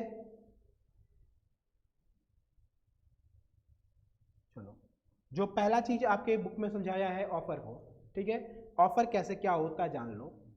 जब एक पार्टी अपनी विलिंगनेस दिखा रही होती है कुछ करने या कुछ करने से रोकने के लिए, और वो विलिंगनेस कैसी होती है? To take the assent of the person, it is offer. ये तो पढ़ाया जा चुका है, बताया जा चुका है। ठीक है, कुछ इसके साथ रूल्स एंड रेगुलेशंस लगी हुई हैं, वो रूल्स एंड रेगुलेशंस में आपको सिर्फ कीवर्ड्स याद रखने हैं। क्या क्या कीवर्ड है? It should be clear, definite, complete. Offer shell be clear, definite, complete, it should not be वेग। ठीक है, आधा अधूरा या इनकम्प्लीट ऑफर को ऑफर नहीं मानते हैं। Offer must be communicated to the offeree. Offer जो होता है वो ऑफरी को कम्युनिकेट करना पड़ता है, उसके बिना ऑफर कंप्लीट नहीं माना जाता है। एक क्वेश्चन आपको आ सकता है, when an offer can be treated as completed, when the offer is communicated to the offeree, या when it comes into the knowledge of offeree. दोनों लाइन सही है। ठीक है, ये तो याद है ये सब। कोई ऐसा है होनहार जिसको ये सब नहीं पता आपके अलावा? दीक्षा, आप तो सिर्फ पहले ही नीचे कर ली। देखो नहीं पता इज नॉट अ प्रॉब्लम, नहीं जानना चाहते हो इज अ प्रॉब्लम, जानना चाहो सब आसान है। A communication of an offer may be made by N express word, oral और रिटन। बेसिकली यहाँ क्या कह रहा है, एक्सप्रेस और implied both can be a type of offer. फिर और क्या बता रहा है, it can B journal and specific, मतलब आप किसी एक आदमी को पर्टिकुलर स्पेसिफिक करके ऑफर दे सकते हैं, और इन जर्नल हजारों लोगों को भी दे सकते हैं पब्लिक में। ठीक है, देखो हम इस एजम्पशन के साथ चल रहे हैं कि आप लोगों को पता है, नहीं पता होगा प्लीज मेरे को बीच में रोको, पूछो। ठीक है, और अगर पता है तो फिर अच्छी बात है। कई बार होता है कि हम आधा डायलॉग बोल देते हैं फिर भूल जाते हैं क्या इसको कंप्लीट कैसे करें, तो इसीलिए कई बार इस तरह होती है। ये केस का नाम याद रखना है, Carlill versus carbolic smoke ball company. किसी को केस के बारे में पता है क्या हुआ था? इस केस में क्या हुआ था, क्या हुआ था केस में?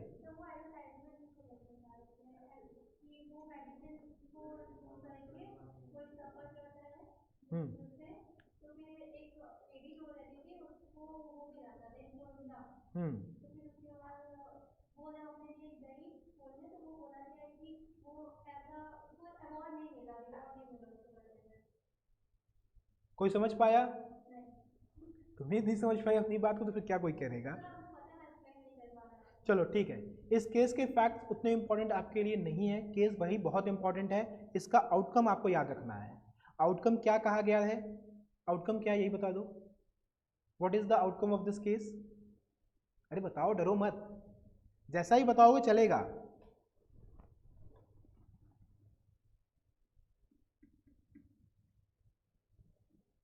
इतना सन्नाटा क्यों है? आप लोग से भी है, कोई बता दो आउटकम क्या है। Good, journal offer can B accepted bye anyone. आपने जर्नल ऑफर दे दिया, सभी के पास चला गया, तो यहाँ पे आप ये नहीं देखोगे कि whether it is properly communicated और नॉट, जर्नल ऑफर चला गया। ठीक है, स्पेसिफिक ऑफर में आप देखते हो कि it should come into the knowledge of offeree. Clear है, यहाँ पे क्लियर है पॉइंट? ठीक है, आगे चलते हैं। An offer must be distinguished from invitation और ट्रीट, इन्विटेशन टू ट्रीट और इन्विटेशन टू मेक ऑफर। ठीक है, जैसे कि आप दुकान के बाहर देखते हो एक बोर्ड लगा रहता है 50% ऑफ, तो वो आपको ऑफर नहीं दे रहा है, वो आपको इनवाइट कर रहा है ऑफर करने के लिए। क्लियर है, क्या अंतर हो गया यहाँ पे? एक होता कि वो आपको ऑफर देता, और दूसरे में क्या कह रहा है कि आप उसको ऑफर दो, तो फिर वो इसको एक्सेप्ट करेगा और आपको बेचेगा सामान। उसके बाद क्या आता है, अ मेयर स्टेटमेंट ऑफ इंटेंशन। अगर कोई आप इंटेंशन शो कर रहे हो विच इज मेयर इंटेंशन, हम कहते हैं कि यार मेरी मोबाइल बड़ी पुरानी होगी, हमें बेचना है, इसका ये मतलब नहीं है कि हम ऑफर दे रहे हैं तुम खरीद लो, हम बस अपना इंटेंशन दिखा रहे हैं कि हाँ पुरानी हो गई, अब बेचना है। ठीक है, सही में बेचना है, कोई खरीदना चाहे तो बता देना। A mere communication to of information is in the course of negotiation. जब निगोशिएशन कर रहा होता है, बेसिकली आप यहाँ कह सकते हो काउंटर ऑफर। ठीक है, जब किसी तरह का निगोशिएशन चल रहा होता है, किसी तरह का, आप किसी दुकान पे गए, उसने कहा भाई 100 रुपये का है, आपने कहा नहीं 80 में चाहिए, तो this is just an process of negotiation, this is not an offer. Clear है, याद रहेगा, कीवर्ड्स याद रखो, इंटेंशन, निगोशिएशन और इनविटेशन, ये तीनों ऑफर नहीं होते हैं। ठीक है, इनविटेशन, इंटेंशन, निगोशिएशन, ठीक है, जितने भी ये सन है वो ऑफर नहीं है। अच्छा, वेरी लैम्प जो बहुत बुरा जोक है, ठीक है कोई बात नहीं। Lapse of offer, lapse of offer क्या होता है? When an offer is lapsed. Section 6 बताता है various mode of lapse of offer. सबसे पहला है कि जो टाइम स्पेसिफाइड है उसमें एक्सेप्ट नहीं किया गया।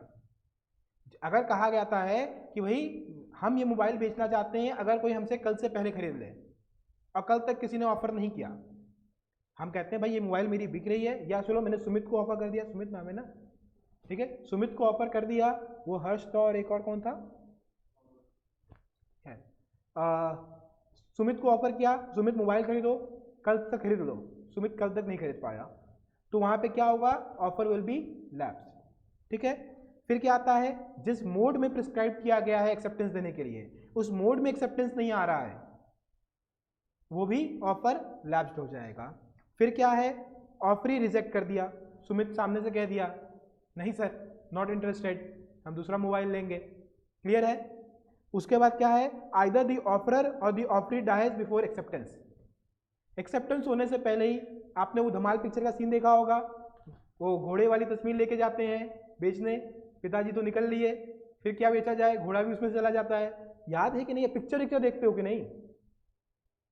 इतने लायक तो नहीं हो।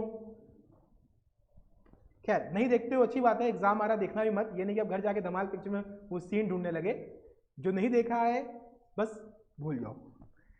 Acceptor fail to fulfil the condition precedent to an acceptance. Offer के साथ कुछ एक्सेप्टेंस लगी हुई थी, उस एक्सेप्टेंस को फुलफिल नहीं कर पाए, तब भी ऑफर लैप्स कर जाएगा। क्लियर है? अब हम कहते हैं सुमित से कि भाई मोबाइल मेरी खरीदनी है, तो कल पीले कलर का जूता पहन कर आओगे। सुमित कहता नहीं सर ये तो नहीं हो पाएगा, ऑफर लैप्स कर गया। ठीक है, कुछ बोले Sumit? Offeree make a counter offer. ठीक है, निगोशिएशन वाला पार्ट में ये चला जाता है। काउंटर ऑफर क्या होता है? मैंने आपको ऑफर किया, उल्टा आपने मेरे को ऑफर दे दिया, इट्स अ काउंटर ऑफर। ठीक है, क्लियर है? Don't confuse it with the cross offer and the other form of offers. Counter offer बहुत सिंपल सा प्रोसेस है। It amount to a rejection of an offer and an offer by an offeree may be accepted or rejected by the offer. Basically आपने offer दिया, सामने वाले ने कहा दूसरा ऑफर लीजिए आप, आपके ऑफर का रिजेक्शन हो गया वहाँ पे, तो वहाँ पे काउंटर ऑफर आ गया। ठीक है, क्लियर है? कोई दिक्कत? बस आधे घंटे और, तो आई होप 1.5 घंटे तो आप लोग बैठ ही सकते हो। 1.5 घंटे बाद कोई ऐसे नहीं निकलेगा इसे लग रहा है कि सर ने जान ही ले ली। ठीक है, revocation of offer by an offeror. Revocation कर सकता है ऑफरर। अनफॉर्चुनेटली आपके बुक में ये सब पॉइंट्स इतने बोरिंग तरीके से समझाया है कि कभी घर पे भी पढ़ने का मन नहीं करेगा। ठीक है, एक चीज हम इंश्योर कर सकते हैं, CSEET में भी ये सब टॉपिक है, और जो मेरे नोट्स वहाँ पे बने हुए हैं वो नोट्स थोड़े इंटरेस्टिंग हैं इन कंपैरिजन टू दिस। ठीक है, लैंग्वेज यही यूज हुई है, लैंग्वेज में कुछ आपको इंटरेस्टिंग नहीं मिलेगा, but the way of presentation is little bit interesting. तो आप उसको लेने के लिए अंकित सर से कांटेक्ट कर सकते हैं। अगर अंकित सर चाहेंगे तो दे देंगे। आपके पास समय कम है, नए नोट्स हो सकता है वो मना कर दें कि भाई जिससे आप अभी तक पढ़ते आए हो उसी से पढ़ो, नए चीज़ से पढ़ के कंफ्यूज मत हो। तो ये पॉसिबिलिटी है, बट ये डिस्क्रिप्शन हम उनके हाथ में छोड़ रहे हैं, उनके और आपके बीच में छोड़ रहे हैं। ठीक है, वो notes in comparison to all these things थोड़े अच्छे हैं। हम इनफैक्ट क्लास के बाद उसको शो भी कर देंगे यहाँ पे। अभी होता क्या है, अभी हमने अपना ऑफर रिजेक्ट करना है, रिवोक करना है। ठीक है, कब तक वो रिवोक हो सकता है? An offer may be revoked by an offeree at any time before acceptance. वहाँ से एक्सेप्टेंस मिले उसके पहले हम कभी भी अपना ऑफर रिवोक कर सकते हैं। ठीक है, अब यहाँ क्वेश्चन आता है एक्सेप्टेंस सर मतलब अगर वो पोस्ट ऑफिस पे खड़ा है लेटर लेके अपनी एक्सेप्टेंस देने के लिए, तो क्या ऑफर आप रिवोक कर सकते हो? Yes, eight any time before the acceptance. जब तक एक्सेप्टेंस इनिशिएट नहीं हुई है आप कर सकते हो। क्लियर है?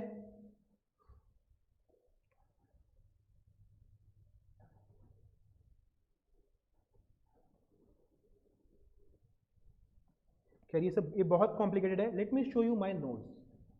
ये बेकार की चीज़ों से आगे बढ़ते हैं हम लोग।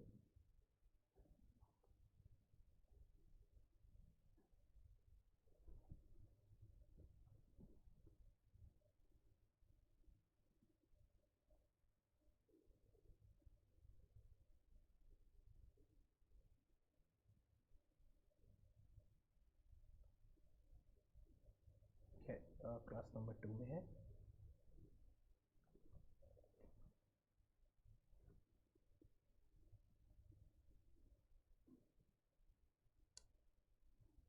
खैर मेरे हर क्लास के पहले और हर क्लास के बाद में एक क्विज होता ही होता है जब भी हम क्लास लेते हैं रेगुलर, तो इसी थोड़ा सा वहाँ पे है। डोमेस्टिक अरेंजमेंट समझाया गया था, बाल्फोर वर्सेस बाल्फोर का केस समझाया गया था।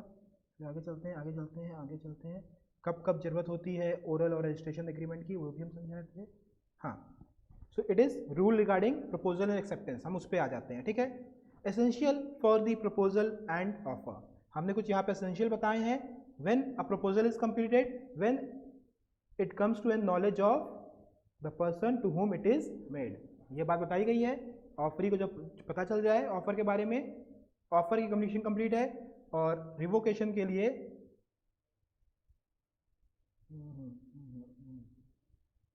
एक second, I apologise for this. मेरे ख्याल से रिवोकेशन क्लास नंबर 3 में मेरे को सही याद था, हम गलती से क्लास नंबर 2 में चले गए। एंड सोचो ये रिकॉर्डिंग यूट्यूब पे जानी है, हम ये सब कर रहे हैं क्लास में, क्या ही टीचर बनेंगे।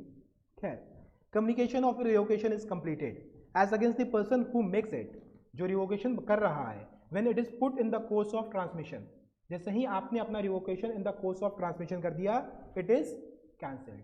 तो जब ऑफर कैंसिल करना है, तो जैसे ही आपने ऑफर को अपने कोर्स ऑफ ट्रांसमिशन में रख दिया, मतलब भेज दिया, ऑफर आपका कैंसिल। ठीक है, और कब तक कर सकते हैं? जब तक एक्सेप्टेंस ना हुई हो उसकी। और एक्सेप्टेंस कब तक होती है? मेरे को सिर्फ एक सेकंड दे दो। हाँ, a proposal may be revoked at any time before the communication of its acceptance is completed against the proposer। ये इंपॉर्टेंट वर्ड है, अगेंस्ट द प्रपोजर। जब तक एक्सेप्टेंस कंप्लीट नहीं हो पाती है, अगेंस्ट द प्रपोजर एक्सेप्टेंस कब कंप्लीट होती है? रूल्स याद हैं पूरे? पूरे रूल्स याद हैं कि नहीं? अगेंस्ट द प्रपोजर एक्सेप्टेंस कब कंप्लीट होती है? अरे मैंने आपको प्रपोज किया, प्रपोज मतलब कोई ऑफर दिया, ठीक है, आपने अपनी एक्सेप्टेंस दी, ठीक है, वो एक्सेप्टेंस मेरे लिए कब कंप्लीट होगी ना? जब आप भेज दोगे वहां से, जैसे ही आपने put into the course of transmission कर दिया, वो मेरे लिए कंप्लीट हो गई। हम उसके पहले कभी भी रिजेक्ट कर सकते हैं अपना ऑफर। क्लियर है? आप लाइन में खड़े हो पोस्ट ऑफिस पे कि अब लेटर डालेंगे, अब लेटर डालेंगे, आप नहीं डाले अभी तक लेटर, हम उसके पहले तक अपने ऑफर को कैंसिल कर सकते हैं। क्लियर है ये पॉइंट? पक्का? और एक्सेप्टेंस कब रिवोक हो सकती है?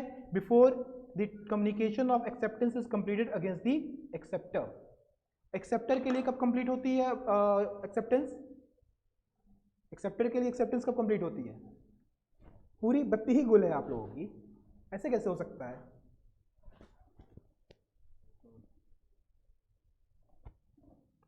देखो, दो पार्टीज हैं, this is proposer and this is acceptor. ठीक है, ये प्रपोजर है, ये एक्सेप्टर है। इसने इसको ऑफर भेजा, ठीक है, ये ऑफर कब कंप्लीट होगा? जब इसकी नॉलेज में आ गया। ये तो इजी है, ठीक है। इसने इसको एक्सेप्टेंस भेजा, ये एक्सेप्टेंस कब कंप्लीट होगा? दो कंडीशंस हैं, ये एक्सेप्टेंस इसके लिए कब कंप्लीट होगा और इसके लिए कब कंप्लीट होगा। ये सब पढ़े हो कि नहीं पढ़े हो? क्यों नहीं पढ़े हो? ऐसा हो ही नहीं सकता है, आप लोग को याद नहीं है। हम फैक्ट बता रहे हैं कि जिनसे आप पढ़े हो, is very senior, very respectful faculty, वो ऐसा हो ही नहीं सकता है कि उसको स्किप कर दिया हो, इम्पॉसिबल है। ठीक है, खैर, अगर ये दो ये दो पर्सन्स हैं, पार्टीज हैं, इनके लिए कब कंप्लीट होगा? जब ये एक्सेप्टेंस इनके नॉलेज में पहुंच जाएगी। और इनके लिए कब कंप्लीट होगा? जब ये एक्सेप्टेंस यहां से निकल जाएगी। क्लियर हुआ कि नहीं? हम बहुत शॉर्ट में बता रहे हैं, बहुत लेंथ में नहीं जा रहे हैं। अब बात आती है सर ऑफर एक्सेप्टेंस, तो ठीक है, अभी रिवोक करना, रिवोकेशन कब कंप्लीट होगा? तो ऑफर का रिवोकेशन कब तक कंप्लीट कर सकते हो? जब तक एक्सेप्टेंस इनके लिए कंप्लीट ना हो। और इनके लिए एक्सेप्टेंस कब कंप्लीट होगी? जब ये यहां से भेज देते हैं। क्लियर है? क्लियर है कि नहीं क्लियर है? अभी पक्का क्लियर है कि नहीं?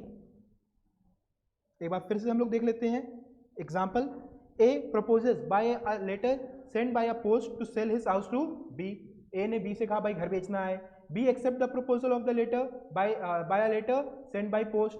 बी ने उसको बाय पोस्ट करके एक्सेप्ट कर लिया। A may revoke the proposal at any time before or at the moment when B posted the letter of acceptance. जब वो लेटर ऑफ एक्सेप्टेंस दे रहा है, उसके पहले कभी भी ए अपना ऑफर रिवोक कर सकता है। और बी कब अपना एक्सेप्टेंस रिवोक कर सकता है? At any before or at the moment when the letter of communicating या communication of acceptance is reaches A. जब उसकी एक्सेप्टेंस ए तक पहुंचे, किसकी? बी की एक्सेप्टेंस ए तक पहुंचे, उसके पहले कभी भी वो अपने एक्सेप्टेंस को रिवोक कर सकता है। क्लियर है कि नहीं क्लियर है? ये नोट्स ले लेना, क्लास आंखें से बोलना, सर CSEET के क्लास नंबर 2 और क्लास नंबर 3 के नोट्स हमें दे दीजिए। रूल्स वहाँ पे अच्छे से एक्सप्लेन्ड है, क्लियर कट लैंग्वेज में। प्लीज़ ले लेना, अपने बुक के चक्कर में मत पड़े रहना। क्लियर है? बाकी आप रूल्स के अलावा जो कुछ पढ़ना है बुक से पढ़ो। पक्का?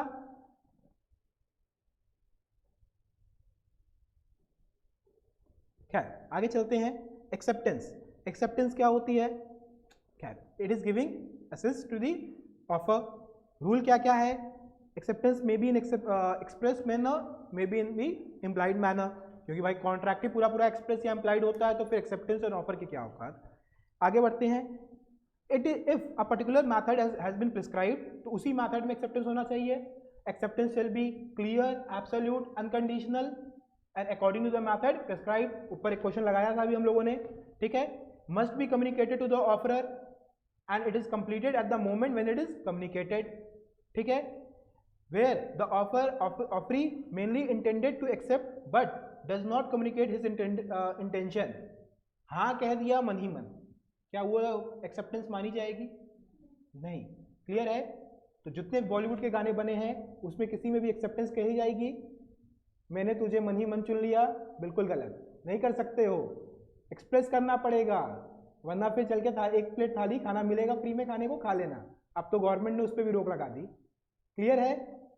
अब 85 लोग आ सकते हैं ना यार, तो अब हो सकता है ना मौका मिले, इसीलिए मौका अगर है इसका मतलब है पढ़ाई कर लो, कुछ और करने मत निकल जाना। फिर आता है क्या? Mere silence can amount to acceptance. आपने ऑफर किया, सामने वाले ने चुप्पी साध ली, क्या वो एक्सेप्टेंस हो सकती है? नहीं। एक मेयर साइलेंस फ्रॉड में भी आएगा, don't get confuse from there. A mere silence can be a fraud but mere silence can not be an acceptance. याद रखना इस लाइन को। A mere silence can be a fraud but it can not be an acceptance, ठीक है। एक case दिया हुआ है, प्लीज इस केस को रेफर कर लीजिएगा। केस एक लिस्ट बना लो, कितने सारे केसेस आपके बुक में दी हुई हैं, सारे केस इंपॉर्टेंट हैं। फिर चलते हैं हम लोग। If the offeree is one which is accepting by being acted upon, no communication of. अच्छा, एक्सेप्टेंस के लिए अगर आपने कोई एक्शन कर दिया, ठीक है, if the offer is one which is to be accepted by being acted upon, ठीक है। आपसे कहा गया भैया कि आप ऐसा इस कार को टेस्ट ड्राइव में रखो, अच्छी लगेगी, वापस मत लाना। अगर आप वापस नहीं लाए, उस एक्शन को कहा जाएगा इट इज एक्सेप्टेंस। वहां पे जरूरी नहीं है बोल के की ही जाए, ठीक है, वहां एक्शन भी हो गया तो एक्सेप्टेंस हो जाएगा। मगर ना ही एक्शन है ना ही कुछ बोल रहे हो, क्या एक्सेप्टेंस मानी जाएगी? नहीं। क्लियर है? रीजनेबल टाइम और बिफोर द ऑफर लैप्स और revoke, acceptance must be given in the reasonable time and before the offer lapse और रिवोक। रिवोक ऑफर खत्म हो जाए या रिवोक कर दिया जाए या एक रीजनेबल टाइम हो, उस समय आपके लिए एक्सेप्टेंस देना जरूरी है। लालमन शुक्ला का बड़ा अच्छा सा इसमें केस है, लालमन शुक्ला वर्सेस गौरी दत्त का केस आपने से कोई पढ़ा है? लालमन शुक्ला वर्सेस गौरी दत्त कोई पढ़ा है? एक बच्चा खो गया था, उसको एक आदमी ढूंढ के लाया, जब ढूंढ के लाया तो पता चला कि भाई इसके लिए तो ऑफर था। याद आया केस? बस इस केस को याद रखना। लालमन शुक्ला वर्सेस गौरी दत्त इंपॉर्टेंट है एग्जाम पॉइंट ऑफ व्यू से, ठीक है। स्टैंडिंग ऑफर, स्टैंडिंग ऑफर क्या होता है? बेसिकली क्या होता है, जैसे कि हम लोग टेंडर भरते हैं, ठीक है। शायद आपकी जनरेशन टेंडर का नाम कम सुनी हो, टेंडर का ज़्यादा सुनी हो। टेंडर इज जब आप किसी पर्टिकुलर ऑफर के लिए अपनी तरफ से एक एक्सेप्टेंस दे रहे होते हैं, वो कंडीशनल होती है कि भाई अगर आपका टेंडर से सबसे कम प्राइस में होगा उसको एक्सेप्ट किया जाएगा। तो जब तक वो ऑफर ओपन है, लेट्स से हम कहते हैं कि 30 तारीख तक टेंडर भर सकते हो, तो उस समय तक कितने लोग भी उसमें क्या भेज सकते हैं, अपना फॉर्म भेज सकते हैं भैया कि मेरा ये कोटेशन है। That offer is known as standing offer, ठीक है। बेसिकली इस ऑफर में एक लंबे समय तक विंडो ओपन रहती है एक्सेप्टेंस की। क्लियर है? इसके बाद आता है tickets.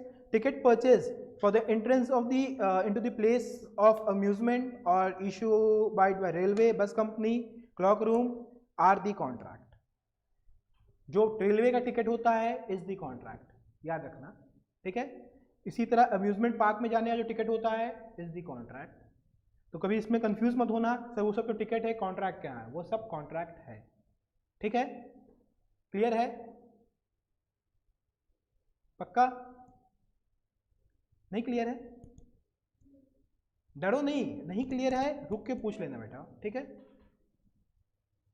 Contract by post, contract over telephone. Post पुराने जमाने की बात थी और टेलीफोन आज के जमाने की बात है। Even in the modern world there can be a e contract. Clear है? मतलब कॉन्ट्रैक्ट ओवर द इंटरनेट। अगर आप फ्लिपकार्ट से कुछ मंगा रहे हो, you are entering into a e contract. Clear है कि नहीं क्लियर है ये बातें? क्या इन सब बातों को एक एक करके समझाने की जरूरत है अलग अलग? Intention to create legal relation बढ़ाया जा चुका है। कंसिडरेशन, कंसिडरेशन की डिफिनेशन क्या होती है? आपको दुनिया भर की डिफिनेशन के नाए रख के सेक्शन 2D की डिफिनेशन सिर्फ याद करनी है। वैसे क्या मतलब है? क्या आप फ्रेडरिक पोलाक की बात नहीं मानेंगे?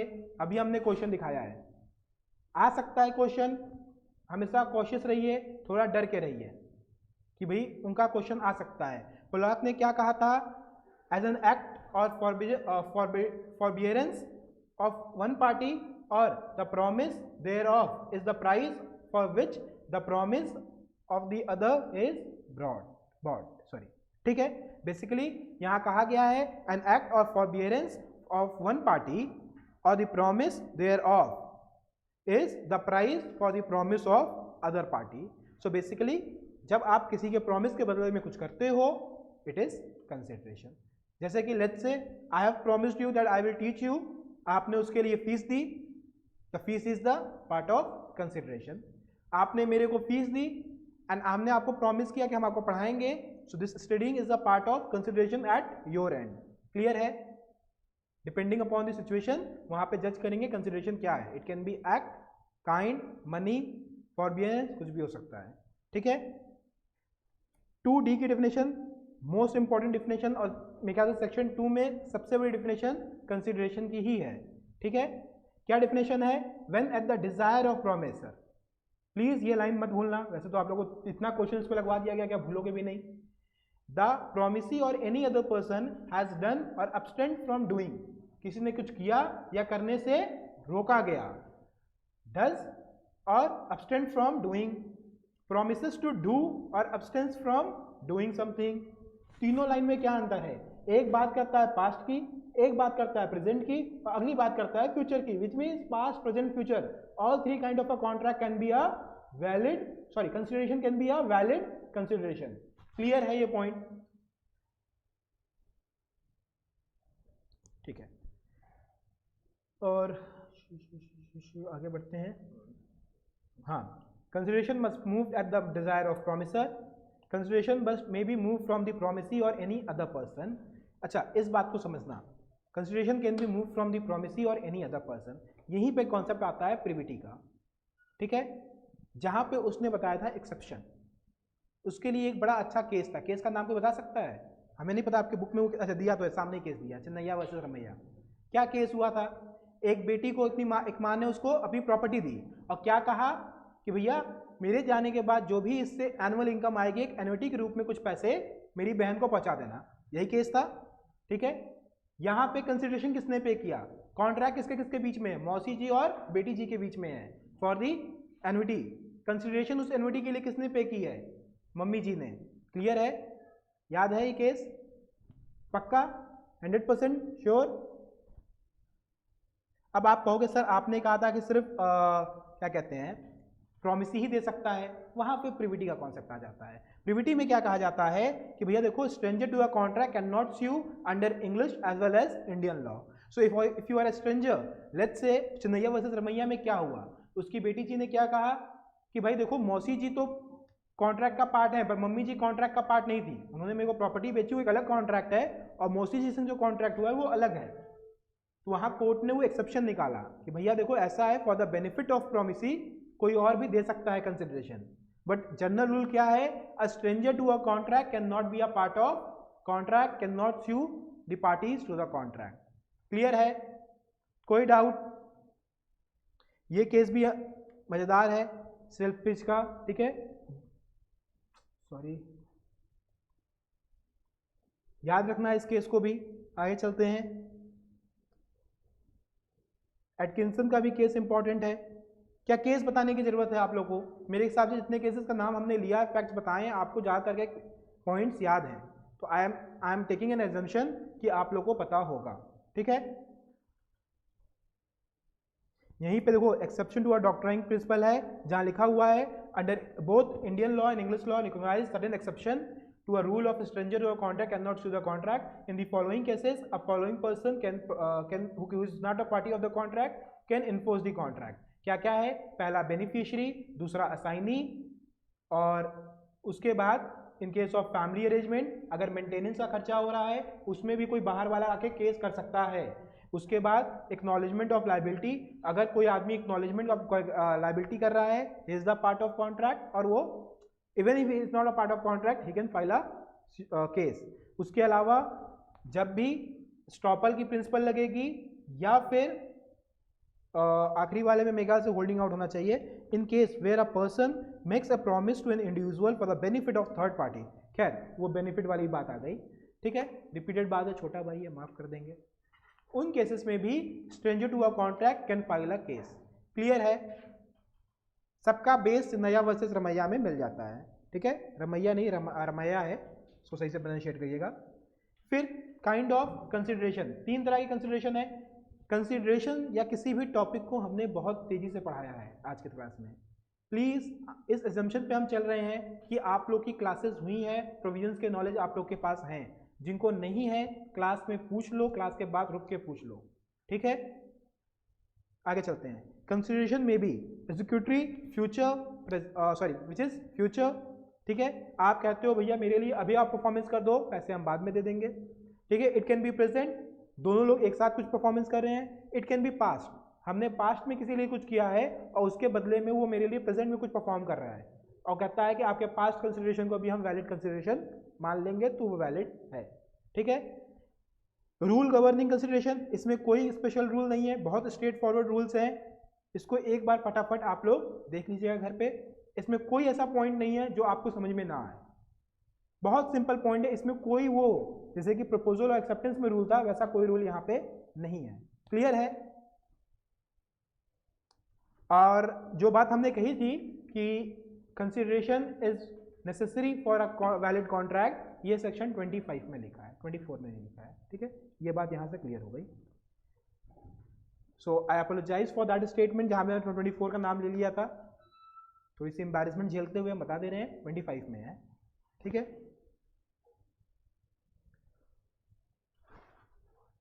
कोई इशू इस टॉपिक में? जो ऑनलाइन वीडियो देख रहे हैं या जो आप क्लास में हो ना हो तो आप 1 मिनट का ब्रेक ले लो, फटाफट सारे पॉइंट्स के हेडिंग देख लो और उसके बाद बताओ, ठीक है।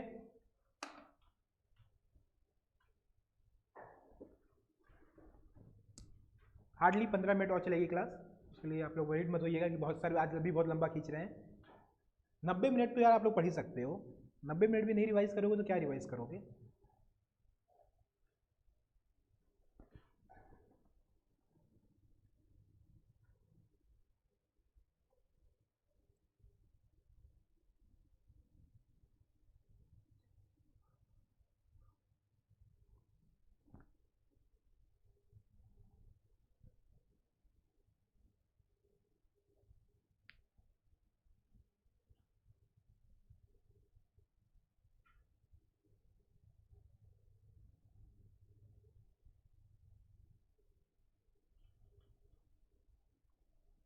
ठीक है, आई होप यहाँ तक क्लियर हो गया होगा।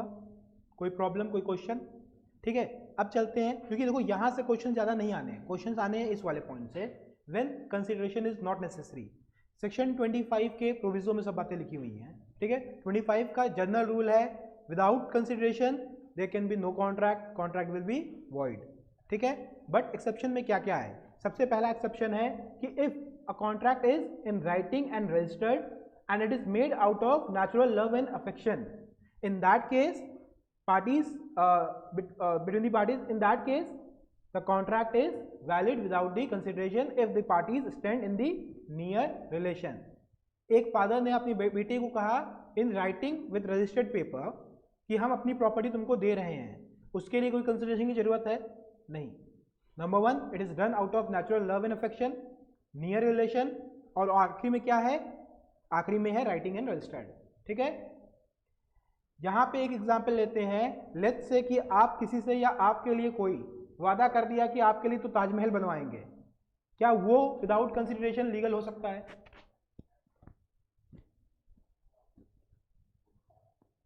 अरे हम कह रहे हैं कोई का मतलब कोई फ्रेंड ने कह दिया लेट्स से, ठीक है। अब वहां पे क्या वैलिड होगा? वो पहले ग्राउंड पे ही कट जाएगा, there is no real relation, ठीक है। वहां पे कंसिडरेशन कंपलसरी हो जाएगी। क्लियर है? सुमित सोच रहा है सर ये तो अच्छा मौका है ऑफर करने का लोगों को। कोई बात नहीं सुमित, कोशिश नहीं करना, ठीक है। फिर आते हैं if it is made to compensate a person. अच्छा ठीक है, किसी ने आपके लिए कोई काम किया और उसके लिए आप वॉलंटरी कुछ पे करना चाहते हो, ठीक है, तो क्या उसके लिए कोई कंसिडरेशन की जरूरत है? कोई कंसिडरेशन की जरूरत है नहीं, ठीक है। उसके बाद आखिरी वाला क्या है, कोई डेब्ट ऐसा है जो कि टाइम बार्ड हो गया है, मतलब उसको पे करने की एक डेट दी गई थी और आप पे नहीं कर पाए हो, बेसिकली टाइम बार्ड डेब्ट, उसको आप कह रहे हो कि हम पे कर देंगे। अब आपके अंदर का मानुष जाग गया, आप विजय माल्या से अच्छे इंसान बन गए, आप कह रहे हो आप पे करना चाहते हो। क्या आप पे कर सकते हो? यस। क्या उसके लिए आपको कोई कंसिडरेशन मिलेगी? No. Even without consideration you can enter into a agreement और वो एग्रीमेंट वैलिड होगा। क्लियर है? कोई डाउट, कोई कंफ्यूजन? खैर ये दो पॉइंट, ये वाला पॉइंट तो जब एजेंसी पढ़ेंगे तब एक बार फिर से देखेंगे हम लोग 185, तो यहाँ पे हम इसको डिस्कस कभी नहीं करते। अपनी क्लासेस में भी जब हम पढ़ाते हैं तो 185 को कभी भी हम यहाँ डिस्कस नहीं करते हैं। और उसके अलावा जो आखिरी वाला पॉइंट है कि गिफ्ट एक्चुअली मेड, अगर कोई गिफ्ट दे रहा है आपको तो वहाँ पे कोई कंसिडरेशन की जरूरत है? ऐसे वो तो गिफ्ट है, कंसिडरेशन कैसा? ठीक है, क्लियर है? अगर गिफ्ट के साथ कंसिडरेशन कंपलसरी होता तो बर्थडे वाले दिन आप लोग लुट जाते। अच्छा आप कहोगे सर अच्छा ने बर्थडे बोला, बर्थडे बोलने में जो फीलिंग आती है वो बर्थडे बोलने में नहीं आती है, समझ में आ रहा है? तो बर्थडे बोला करो। खैर आगे चलते हैं। Whether gratuitous promise can be enforce. Question ये है कि अगर कोई ग्रेटिट्यूस मतलब आउट ऑफ आप कह सकते हो कि फ्री नहीं, ग्रेटिट्यूस मतलब होता है कि out of intention of charity आप कर रहे हो प्रॉमिस, ठीक है, तो क्या वो इन्फोर्सेबल बाय लॉ है? The answer is no, it can not be enforce. Gratuitous promise उसके मन पे है, वो करना चाहे तो करे, ना करना चाहे तो ना करे। क्लियर है यहां तक? Term must be certain, easy है, रिज्यूम, ओके। खैर इसको हटा देते हैं। अब आते हैं हम लोग फ्लॉज इन कॉन्ट्रैक्ट। क्या यहां तक कोई प्रॉब्लम किसी को किसी पॉइंट में? हमने 2 पॉइंट स्किप कर दिए क्योंकि वो सेम पॉइंट है, रिपीटेड है। सर्टेन होना चाहिए, ऊपर पढ़ के बताया गया था। अनसर्टेन चीजों का कंसिडरेशन आप नहीं दे सकते हो। और आपका एक रिज्यूम मतलब आखिरी में समराइज किया है। 10 मिनट बेटा, 10 मिनट, ठीक है। फ्लॉज इन द कॉन्ट्रैक्ट क्या क्या हो सकते हैं? 3 हो सकते हैं, देखो। It can be void agreement, it can be voidable, and the party at default may comply to pay the damages to the other party. 3 चीजें हो सकती हैं, ठीक है। वॉइड क्या क्या होते हैं? देखो 2 तरीके के होते हैं, एक होता है वॉइड और एक होता है वॉइड एब इनिशियो। जो एब इनिशियो होता है वो होता है फ्रॉम द बिगनिंग, मतलब अगर कोई contract from the very beginning is not enforceable by law, it is void ab initio. जैसे कि किसी की शादी रोकने का contract is void ab initio.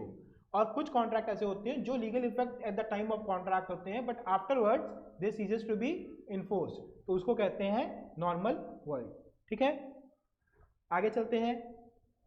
अच्छा ये एग्रीमेंट के बाद कॉन्ट्रैक्ट है, कॉन्ट्रैक्ट में भी वही बात है, हम बता चुके हैं, वॉइडेबल बता चुके हैं, इलीगल बता चुके हैं। ये पूरे बुक में आपको दोबारा पढ़ाया है, मतलब आपकी रिवीजन 4थी बार हो रही होगी, 2 बार तो आपको बुक ही पढ़ा दिया, अब 2 बार फिर यहाँ पढ़ लिए तो 4 बार हो गए।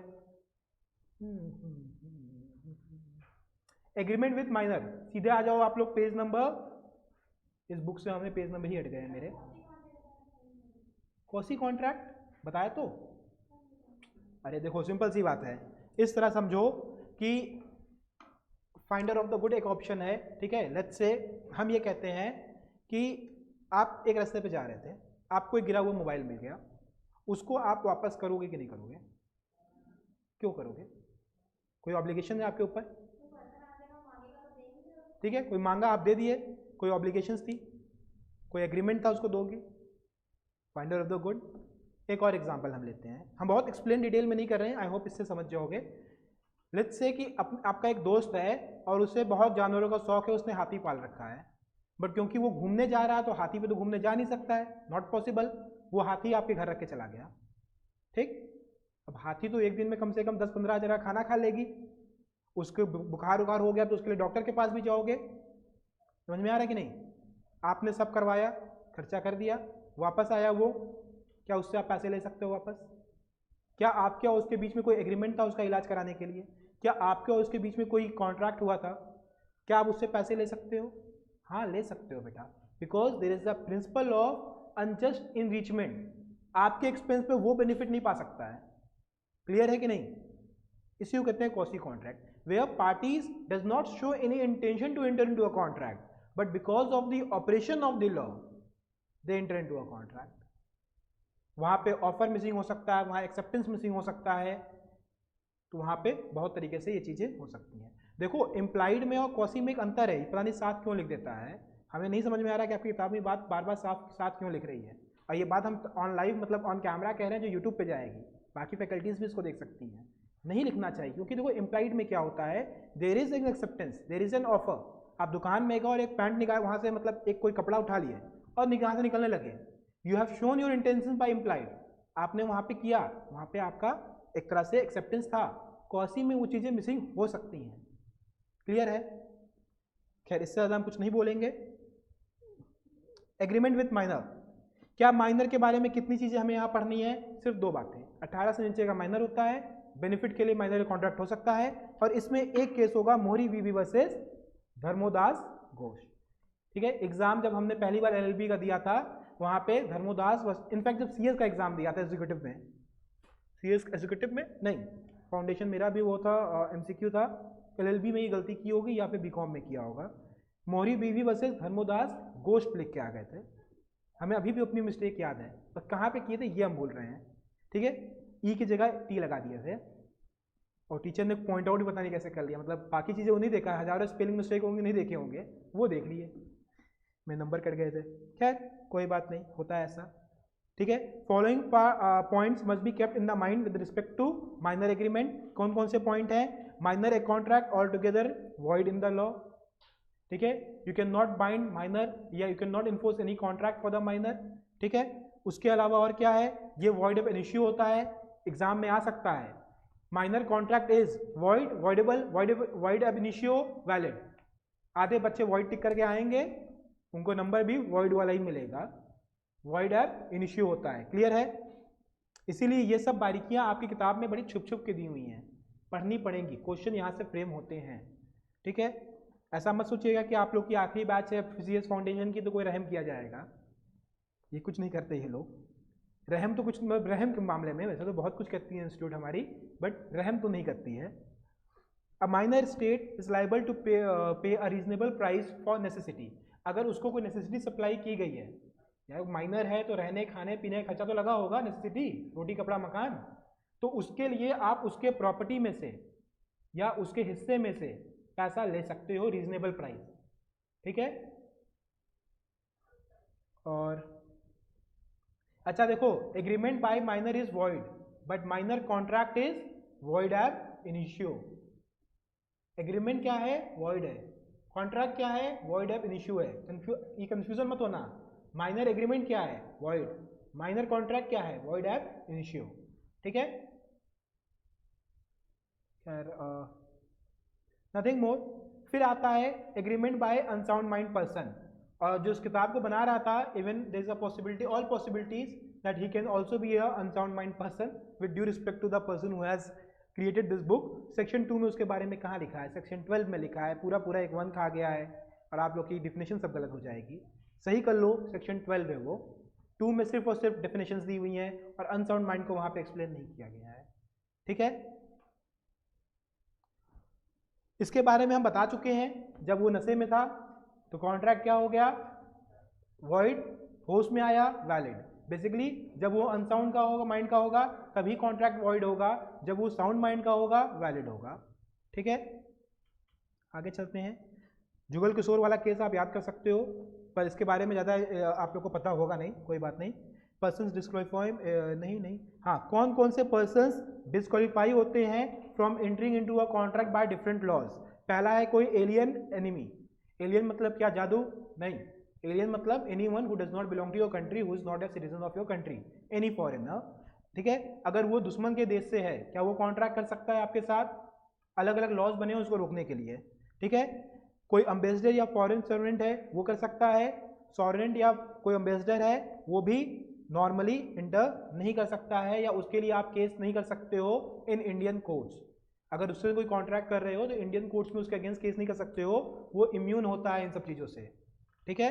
प्रोफेशनल पर्सन, प्रोफेशनल पर्सन क्या है? ओके, आप लोगों को पता होना चाहिए, इसके लिए हम अपना एग्जांपल दे देते हैं। A lawyer cannot file a case to recover the fees. पता है आप लोगों को ये बात?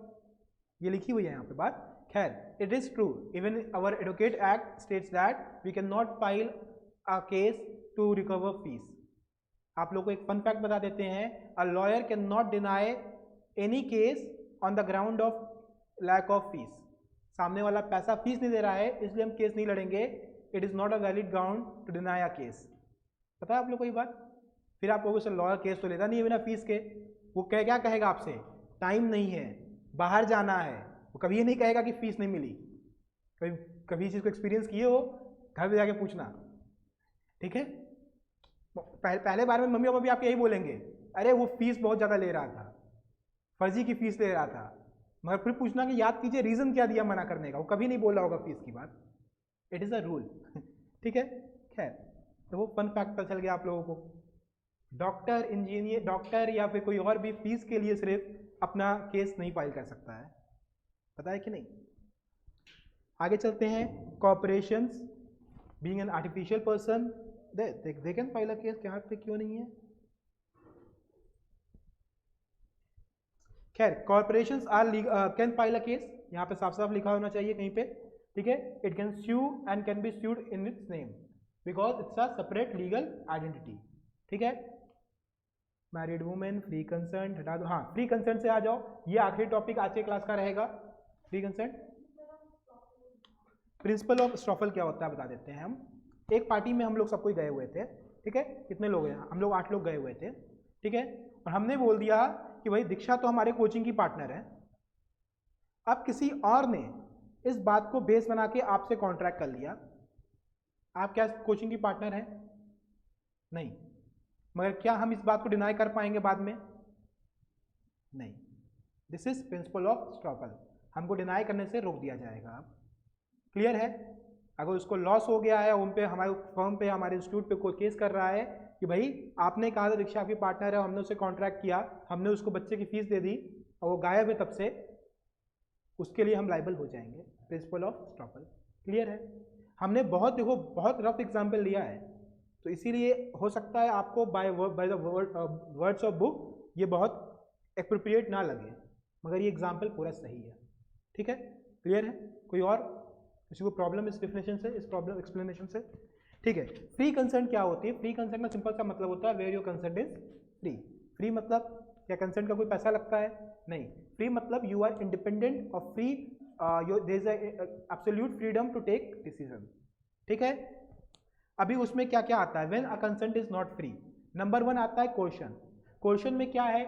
किसी ने आपको थ्रेट किया या कमिट किया, ऐसा कोई offence which is given under IPC, ठीक है, इंडियन पिनल कोड। जैसे कि कोई किडनैप कर लिया, कोई मर्डर करने की धमकी दे रहा है, कोई अटेम्प्ट टू मर्डर की कोशिश कर रहा है, ठीक है, या कोई ग्रीवियस हर्ट कर रहा है। There are number of offences given in Indian penal code. अगर कोई ऐसा कर रहा है and bye that he or she is forcing you to enter into a contract, तो क्या वहां पे आपका कंसेंट फ्री था? नहीं। क्लियर है? कोई डाउट? उसके बाद आता है अनड्यू इन्फ्लुएंस। इसमें और क्वेश्चन में सिर्फ एक अंतर है, क्वेश्चन में बात कर लेता है साफ साफ आईपीसी की, इसमें आईपीसी कोई बात नहीं कर रहा है। इसमें कह रहा है कि one party was in such position, जिसका वो मिसयूज करके या जिसका वो यूज करके, खैर मिसयूज यूज क्या क्या फर्क पड़ता है, जिसका वो यूज करके आपके ऊपर इन्फ्लुएंस जता रही है।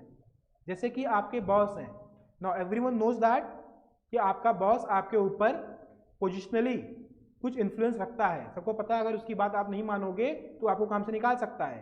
He is holding such position from where he can influence your decision, और उस इन्फ्लुएंस के साथ वो अनफेयर एडवांटेज पा रहा है। This is very much important word, unfair advantage पा रहा है, तो उसको अनड्यू इन्फ्लुएंस कहेंगे। किसी ने अपना इन्फ्लुएंस यूज करके आपके ऊपर, अपना पोजिशनल इन्फ्लुएंस यूज करके आपका फायदा करवा दिया, क्या वहां पे अनड्यू इन्फ्लुएंस होगा? नहीं। Unfair advantage should be there. Clear है? क्लियर है कि नहीं? यहां लिखा होगा पहला डोमिनेंट पोजीशन, ठीक है, एंड दूसरा ऑब्टेन अनफेयर एडवांटेज। ठीक है, आगे चलते हैं। बहुत सारे केसेस दिए हैं, बहुत सारे केसेस दिए हैं, इसको आप लोग देख सकते हो। पर्दा नसी वुमेन वाला केस देख लेना, इट्स इंपॉर्टेंट। ठीक है, it's very important from the examination point of view. Again I will not go into the detail of case. फिर आता है wilful misrepresentation of fraud. Basically wilful misrepresentation जैसा वर्ड लॉ में तो यूज नहीं हुआ है, इंटरप्रिटेशन में लोग यूज कर देते हैं। हम कहते हैं फ्रॉड इसको। फ्रॉड की डिफिनेशन के कुछ की एलिमेंट्स हैं। पहला क्या है? There is a intention. दूसरा क्या है? Intention to cheat. ठीक है, यहां पे लिखा होगा, एक सेकेंड, देयर इज अ इंटेंशन, ठीक है, and the intention is to deceive the person. The word is deceive, सामने वाले को धोखा देने का इंटेंशन है। और इस इंटेंशन के साथ आप क्या क्या कर सकते हो? There are 5 activities which you can do. Unfortunately आपके बुक में अच्छे से वो नहीं समझाया है, बड़ा हम क्रिटिसाइज कर देते हैं जो भी प्रोफेशनल बुक्स होती हैं। खैर, क्यों नहीं समझाया उसका रीज़न देते हैं कि बेयर लैंग्वेज में लोग क्या कहते हैं इसको, छेड़ नहीं, खिलवाड़ करते हैं। खैर, यहाँ क्या है? 5 कंडीशंस हैं। आपने किसी को जानबूझ के ऐसी बात कही जो आपको पता थी झूठ है, ऐसा सजेशन दिया जो आपको पता था झूठ है, मगर फिर भी आपने दिया, दैट इज फ्रॉड। ठीक है, I will refer to my notes again. ये बुक में बड़ा डिसहार्टनिंग टाइप में दिया हुआ है, एक second, just give me a minute. ऐसा नहीं कि हमने अपने बुक में बहुत अच्छे से समझाया है, बट एटलीस्ट पता होना चाहिए। The suggestion as a fact which is not true and one who does not believe it to be true. मेरे को पता है मैं झूठ बोल रहा हूं, मैं फिर भी वो सजेशन दे रहा हूं, it will amount to fraud. Clear है? फॉर एग्जाम्पल, मेरे को पता है कि एक पर्टिकुलर प्रॉपर्टी के वैलिड पेपर्स नहीं है, फिर भी मैं सजेशन दे रहा हूं किसी को कि भैया जाओ वो प्रॉपर्टी खरीद लो, वो क्या हो जाएगा? It will B fraud. ठीक है, इसके बाद जो दूसरा पॉइंट है वो बहुत इंपॉर्टेंट है, active concealment of fact by one who is having knowledge or belief of the fact. Active concealment is very much important word, कहीं मार्क कर लो, एक्टिव कंसीलमेंट पे क्वेश्चंस आ सकते हैं। आपने कोई एक्टिव कंसीलमेंट की, एक्टिव कंसीलमेंट का मतलब बताया गया होगा क्लास में आपको, कोई इंपॉर्टेंट बात को जिसके जो आपका बेस हो सकता था for entering into a contract, बिना उस बात को जाने सामने वाला कॉन्ट्रैक्ट में एंटर नहीं करता, उस बात को आपने छुपा लिया। जैसे कि आप एक घर खरीदने गए, and this is very much important कि अगर छत चू रही होगी, भाई पानी बरसात में छत चूती है लोगों की, अगर ऐसा हो रहा होगा तो उस जगह उस घर को हम नहीं खरीदेंगे। अब क्योंकि जिस मौसम में हम गए उस दिन धूप निकली हुई थी, हमें दिखा नहीं दरार, और उसने इस बात को छुपा लिया जो उस बेच रहा था। It was active concealment. Clear है? दो तरह की कंसीलमेंट हो सकती है, passive concealment, active concealment. Passive होता है कोई छोटी मोटी बात जो बहुत इंपॉर्टेंट ना हो, और एक्टिव होता है most important element of the contract जो आप छुपा रहे हो। ठीक है, इसके अलावा कोई प्रॉमिस ऐसी कर रहे हो with the intention not to perform it, वादा किया है तो निभाना पड़ेगा, आपने तो इंटेंशन बना लिया कि हम नहीं निभाएंगे, इट इज अ फ्रॉड। इसके अलावा कोई भी अदर एक्ट जो कि फिटेड टू बी डिसीव, जिसको करने से आप सामने वाले को डिसीव कर सकते हो, हर उस एक्ट को भी हम फ्रॉड कहेंगे। बट वहां पे क्या रिक्वायरमेंट है? Intention, there must be intention to deceive. और आखिरी पॉइंट क्या है? एनी सच एक्ट और omission as the law specially declare to be fraudulent.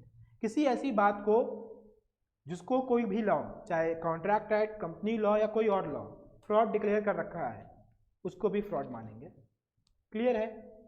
जैसे कि मान लो दो बड़े इंडिया के दो बड़े कह सकते हो निगेटिवली होनहार लोग, पॉजिटिवली होनहार तो थे नहीं वो लोग, निगेटिवली होनहार थे, विजय माल्या और नीरव मोदी, पैसा लेके चले गए। बैंकिंग एक्ट कहता है कि भाई वो फ्रॉड है, फ्रॉड है, बात करो। इंसॉल्वेंसी एक्ट कहता है वो फ्रॉड है, तो फ्रॉड है वो भी। क्लियर है? कोई डाउट? मेयर साइलेंस, ये भी इंपॉर्टेंट है। Mere silence as a fact likely to affect the willingness of a person to enter into a contract is not fraud. ठीक है? Let's say if I am keeping silence on any issue. आपने पूछा भैया ये घर क्या sea facing है, हम चुप रह गए। That will not amount to a fraud unless circumstances are such that जहां पे मेरे बोले बिना उसको पता नहीं चलेगा। भाई सी फेसिंग है या नहीं है खिड़की खोल के देख लो, इजी। तो ये तो फ्रॉड नहीं हुआ। मगर अगर हम ना बोले तो उसको पता नहीं चलेगा, तब वहां पे मेरा बोलना जरूरी है। अगर वहां पे हम चुप रह जाते हैं तो वैसे चुप रहना भी फ्रॉड है। क्लियर है ये पॉइंट? ठीक है। और एक आखिरी पॉइंट जो आज की क्लास में कंप्लीट करना है, that is miss representation. Miss representation और फ्रॉड में सिर्फ एक अंतर होता है, इंटेंशन का। जब इंटेंशन आपकी ना हो, बेसिकली गलती से हो जाए, ठीक है, तो उसको कहते हैं मिस रिप्रेजेंटेशन। ठीक है, क्लियर है यहां तक? इस पॉइंट को आप लोग अपने बुक से पहले एक बार देख लीजिए, बुक में सही से दिया है तो बुक से ही रेफर कर रहे हैं। हमें बहुत बार नोट्स इधर से उधर शिफ्ट करने पड़े हैं। Thank you for your help this book. अच्छा, कॉन्ट्रैक्ट ऑफ उबेरिमा फिडेस क्या होता है ये भी जान लो। ये भी बड़ा मजेदार कॉन्ट्रैक्ट होता है, बेसिकली इंश्योरेंस में होता है। It is a contract of utmost good faith. जब आप लोग कुछ कॉन्ट्रैक्ट में एंटर करते हो, so there is a duty, special duty to act with utmost good faith. Let's say you are taking an insurance, it's a duty of a person who is taking insurance to inform the insuree all the problems which you are having. Let's say if you are taking the health insurance, तो अगर आपको कोई disease है, ये बात आप disclose करोगे, ये अटमोस्ट गुड फेथ के प्रिंसिपल में आता है। क्लियर है? कोई डाउट? मिसरिप्रेजेंटेशन है, बहुत सिंपल सी बात है। इनोसेंट, डिसऑनेस्ट, ठीक है। जो विलफुल मिसरिप्रेजेंटेशन होता है with the intent to deceive is called fraud। कोई innocent misrepresentation है whether your intention was not to cheat, ठीक है, फिर भी आपने मिसरिप्रेजेंट कर दिया उस बात को। लेट्स से हम कोई टॉपिक पढ़ा रहे हैं और मेरा इंटेंशन आपको चीट करने का नहीं है, बट हमने कुछ गलत पढ़ा दिया, दैट इज मिसरिप्रेजेंटिंग दी एक्ट। तो वहां पे हम गलत, मतलब वहां पे हम क्या कहेंगे, मिसरिप्रेजेंटेशन कहलाएगा, ना कि फ्रॉड कहलाएगा। ठीक है, क्लियर है? चलो हम लोग अपनी इसको आप लोग फटाफट रिवाइज कर लेना। हम लोग अपनी यहाँ पे क्लास को आज स्टॉप करते हैं। यहाँ पे एक चीज हम बता देना चाहते हैं, 15 से लेके 18 तक जो भी एक्ट होगा, उन एक्ट में आपका क्या होगा, उन एक्ट में आपके पास आपका कॉन्ट्रैक्ट वॉइडेबल हो जाएगा। ठीक है, आपका कॉन्ट्रैक्ट कैसा हो जाएगा, वॉइडेबल, वॉइड नहीं होगा। It will be at the option of one party to declare it void. जरूरी नहीं है। कहाँ लिखी है बात, सेक्शन 19 में लिखी हुई है। ठीक है, sections are again I repeat, they are not as important. हाँ, हो सकता है एक दो सेक्शन पूछ ले, पर ऐसा नहीं होगा कि पूरे क्वेश्चन ही 60 नंबर एक सेक्शन से आ जाए। तो वो एक दो नंबर या 4 नंबर के लिए बहुत ज़्यादा आप लोग को दिमाग लगाने की जरूरत है नहीं। But to very honest, contract के सेक्शंस आपको लाइन वाइज याद हो सकते हैं। ठीक है, from section 20 we will start with the next class. Next class में हम 20 से लेके जो डिस्चार्ज ऑफ कॉन्ट्रैक्ट है वहाँ तक कंप्लीट करेंगे अलॉन्ग विद MCQs। आज के क्लास में MCQs की संख्या थोड़ी कम थी, क्योंकि भाई कुछ जो इजी क्वेश्चन थे, रिपीटेड क्वेश्चन, तो उसी में जवाब ही आया है। हम उम्मीद करेंगे जो लाइव क्लास देख रहे हैं, जो ऑनलाइन देख रहे हैं, जो यहाँ आए हैं, अगले क्लास में भाई ये रिवीजन क्लास है, थोड़ा सा तो देख के किताब आओ, ताकि हम डायरेक्टली MCQs रिफर कर पाए। क्योंकि ये जो अभी हम कर रहे हैं, that should be done in the regular classes. Revision classes में हमें आपको बहुत सारे MCQs दिखाने हैं उस टॉपिक पे, इतने MCQs दिखाने हैं उस चैप्टर के लिए कि कोई भी MCQs आए आपको पता रहे कि सर ने दिखाया था, और उसकी अपॉर्चुनिटी तो हमें दो। ठीक है, with this I would like to end this class. Thank you for watching this video.